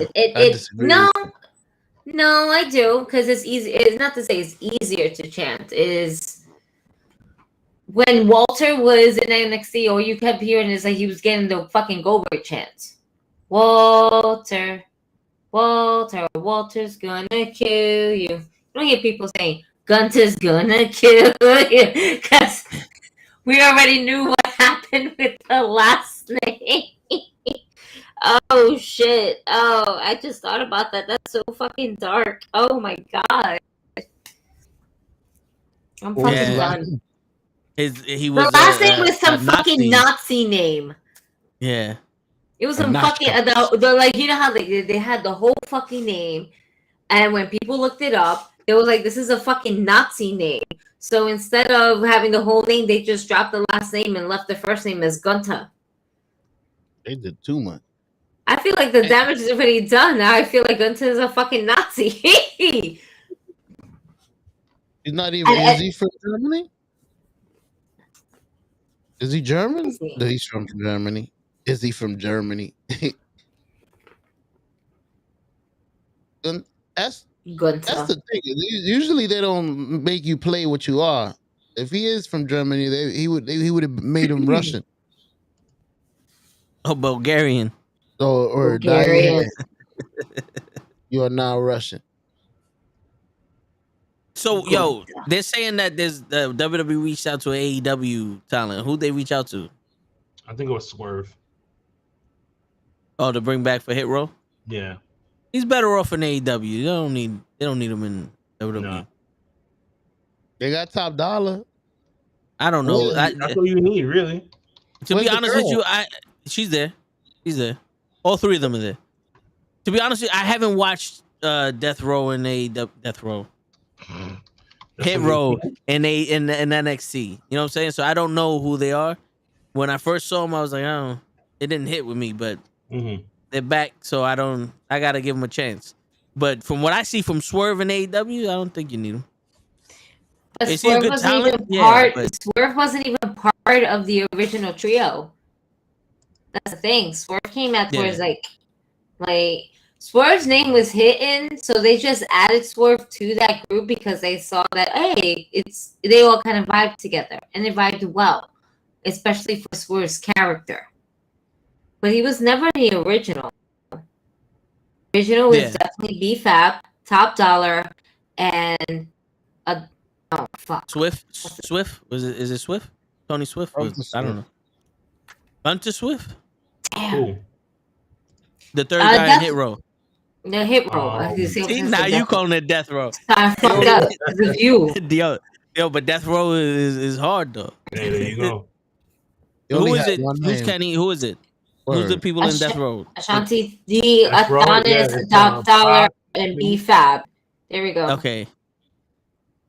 It's Anthony Adonis. Yeah, there you go. D, Adonis, Top Dollar, and B-Fab. I remember.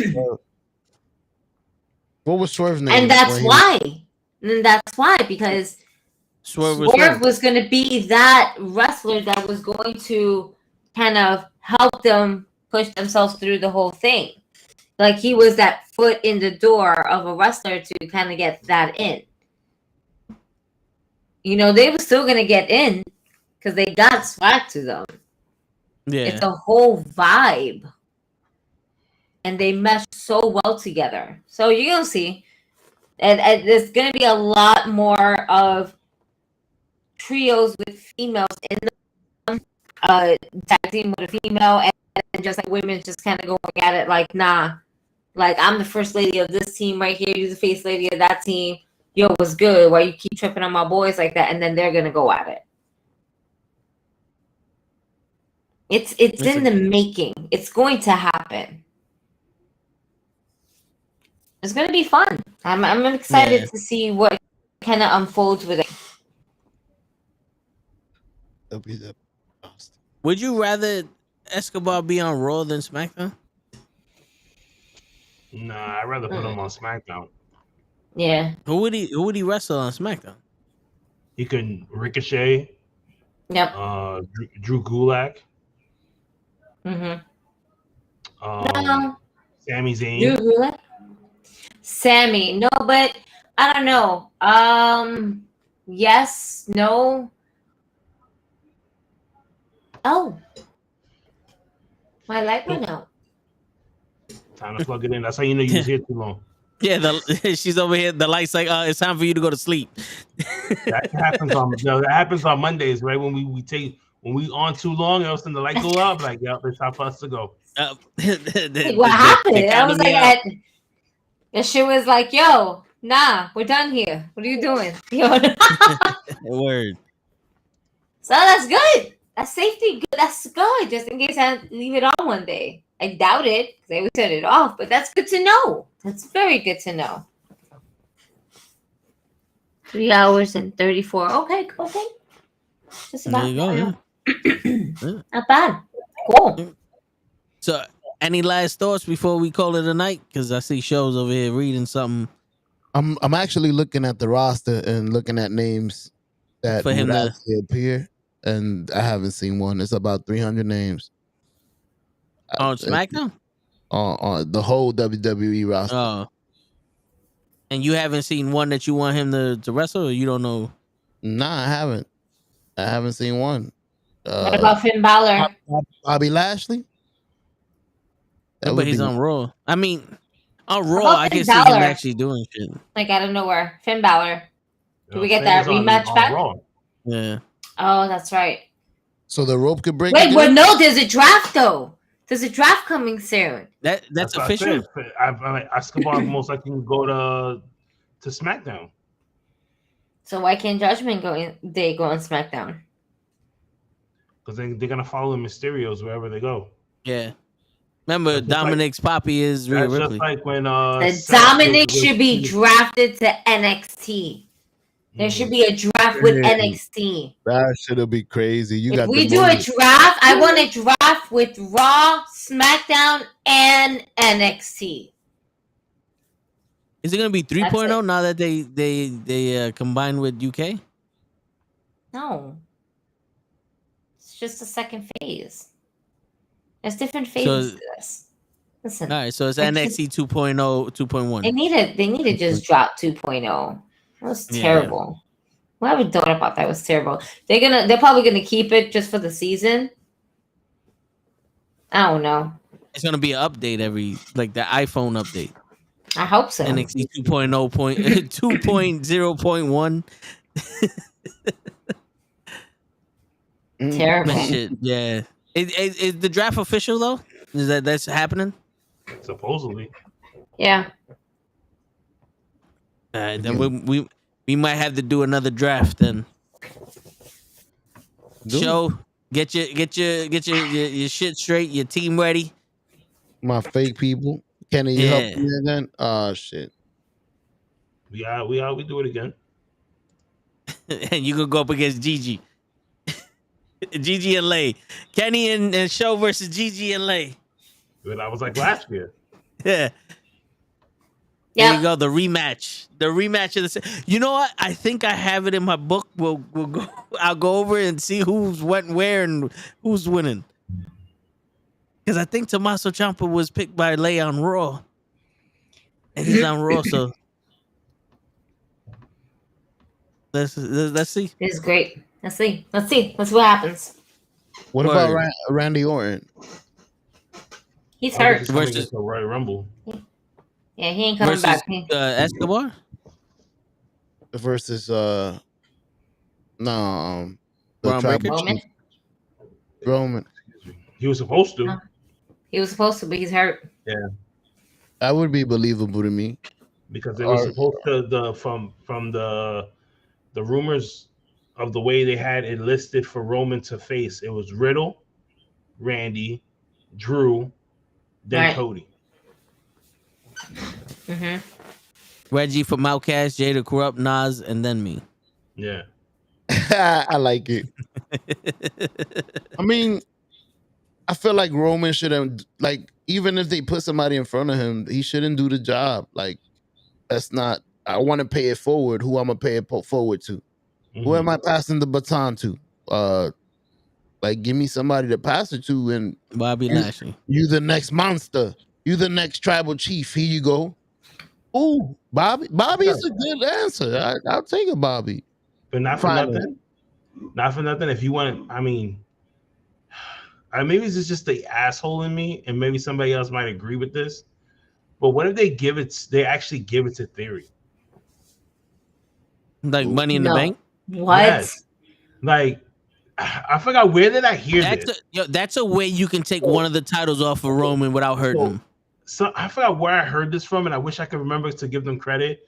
But they were saying that the reason why Theory was getting beat up by so many people was because they were going to reunite the Way again. Dexter Lumis is back in WWE. Who is he going after? AJ Styles. Who did AJ Styles beat up? Austin Theory. And John Cena. Who's looking? And on NXT, he sent Index. Indy Hartwell. A little note and the drawing of him picking her up and everything like that. And then all you have to, and they've been saying that they wanted to bring up Indy Hartwell to the main roster. Yeah, because she's been in NXT for a minute. Yeah, this is one way to get Gargano back. Yeah, they want to put her with Bayley because they want to do a Survivor Series match with Bayley and her crew versus Bianca Belair and like her team of people. Skyforce. Yeah, remember we dubbed them Skyforce. Yeah. So now imagine Dexter Lumis is back. He attacks AJ Styles. He's trying to get AJ before what he did to Austin Theory. Johnny Gargano comes back, helps Austin Theory win the title. Because remember, they always said we're always family. He said it on NXT. And then now that you have Triple H and you know that's his boy. Mm-hmm. And then you can also obviously use him in storyline with Tommaso Ciampa because they're going to acknowledge that history that they had in NXT. Absolutely. And then Candice LeRae, she goes where her man goes. Yep. And if she loves working with them. And then now we have, that's right, VP of Talent Relations, right? Shawn Michaels. Talent Development? Yeah. Talent Development? Talent Development, that's right. HBK, baby. He's just a sexy vice president. I wish that the IC title was on Raw, because then it would just make even more sense now that you have Tommaso there. He wins the IC title, and then freaking Johnny Gargano, he goes to feud with Johnny Gargano. Johnny Gargano wants the IC title because it's Shawn Michaels' title. Mm-hmm. Oh man, it's gonna be good. It's gonna be really good with them. There's no doubt about it. Triple H is definitely has hit up Johnny Gargano. Oh yeah. It's not Gargano got fired or anything like that. His contract expired, so now we're just gonna renegotiate shit. We're putting you in the forefront. Dexter's back. We're gonna bring Indy up. We just need you two. We got Theory. Let's take it all the way. Oh, he said the thing. The way. Yep, and that's it. I mean, that is a clean way to take it off of Roman. And hopefully this character of Theory fucking changes. He's no longer Vince's boy, and now he's with the Way. For transition shit and bringing in a new fraction to Raw. Mm-hmm. I get it. Family. Family. I get it. What do you think, Sho, as the rookie? I actually, it would the only thing is it was stir craze if he did win it. Tyler, is it Tyler? I keep confusing him. Theory. Yeah, they would. You think he's the creator? Do I think he's the creator? Tyler, the creator? No, I don't think he's the, no. But yeah, that would stir a lot of people. Him winning the fucking Money in the Bank made me upset. So I could only imagine if they made him champion. He just needs to revamp his character a little. That stupid smile. I'm okay with the selfie. Maybe he could do something intimidating with the selfie or something. But the little that's gotta go. You got to make him a little more serious. I saw him standing in front. I sent you a video of him standing in front of the Undertaker. He's not as short as he looks. But you know what's crazy? His Theory was never really taken seriously, even in NXT. Yeah. Like he was like that emotional child that he's like, I don't like what's going on here. I'm just gonna leave the family, and then comes back. He's like he's a child. His character has always been like childish. Like, if we bring back this fraction of the way, it might go from the boy to the man. And then Johnny Gargano might be like, well, he finally lives his boyhood dream. It's time for me to live mine. That's it. It's all about the way. Done. Would you have Gargano turn on Theory so that way it'd be like a title defense for Gargano? Eventually he's going to turn on him, but not coming in. Not for a while. Maybe about like a year and a half and whatnot. Some Shawn Michaels. Maybe even less than that. No, I would say about a year and a half. I'll give it about a year and a half because Triple H really wants to build on that. I mean, look, he's had that for a while. Look at about Undisputed Era. He had that for a while. Like, he believes in them to have, like, really strong. If it falls out, it falls out. But the Way was a really good faction. Like, on NXT, that was entertaining. Even with stupid storyline of following shit, it's funny. Wrestling is not always supposed to be meant so serious. It's supposed to be kind of funny. It's entertaining. Yeah. I like the stories. It's just funny, stupid shit. Funny, stupid shit is needed for wrestling. Why? Because it wouldn't be without it. It wouldn't be wrestling without it. Just a tinsy way.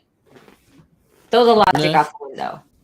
You're right. Would y'all be against him shooting a promo on Vince McMahon?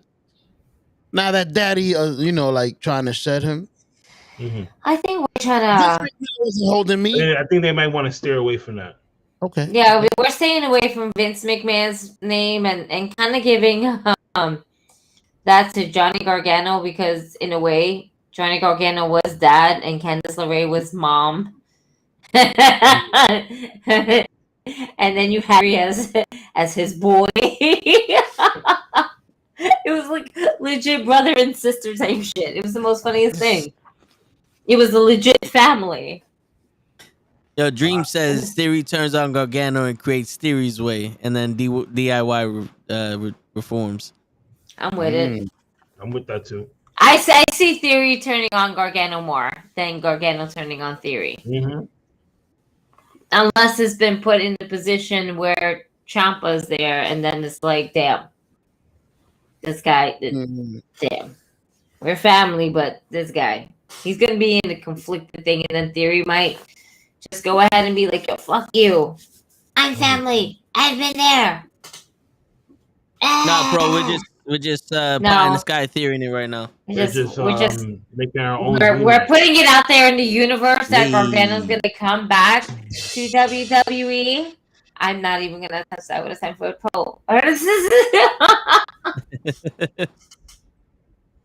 No, but yeah, somebody came up with the theory for it. No pun intended. Yeah. Only thing I see about that, I've never seen the champion turn on it. Usually, the guy that's jealous is the guy turning. You know what's crazy? It could be like a Nation of Domination type thing. The Rock, where Theory would be The Rock and to Farouk. Yeah. To Farouk. Yeah. Okay. I like it. You know, I can see that happening, and then like maybe Theory has Dexter Lumis with him. And now, was it Hartwell? Hartwell.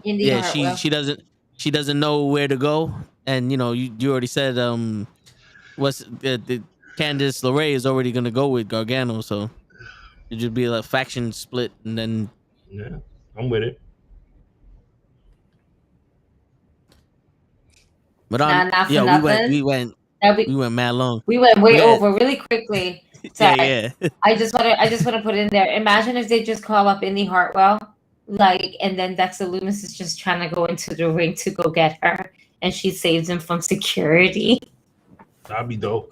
We continue the love story. We're gonna continue the love story. She's just gonna jump on top of it. We need Corey Graves to scream out, "She loves him!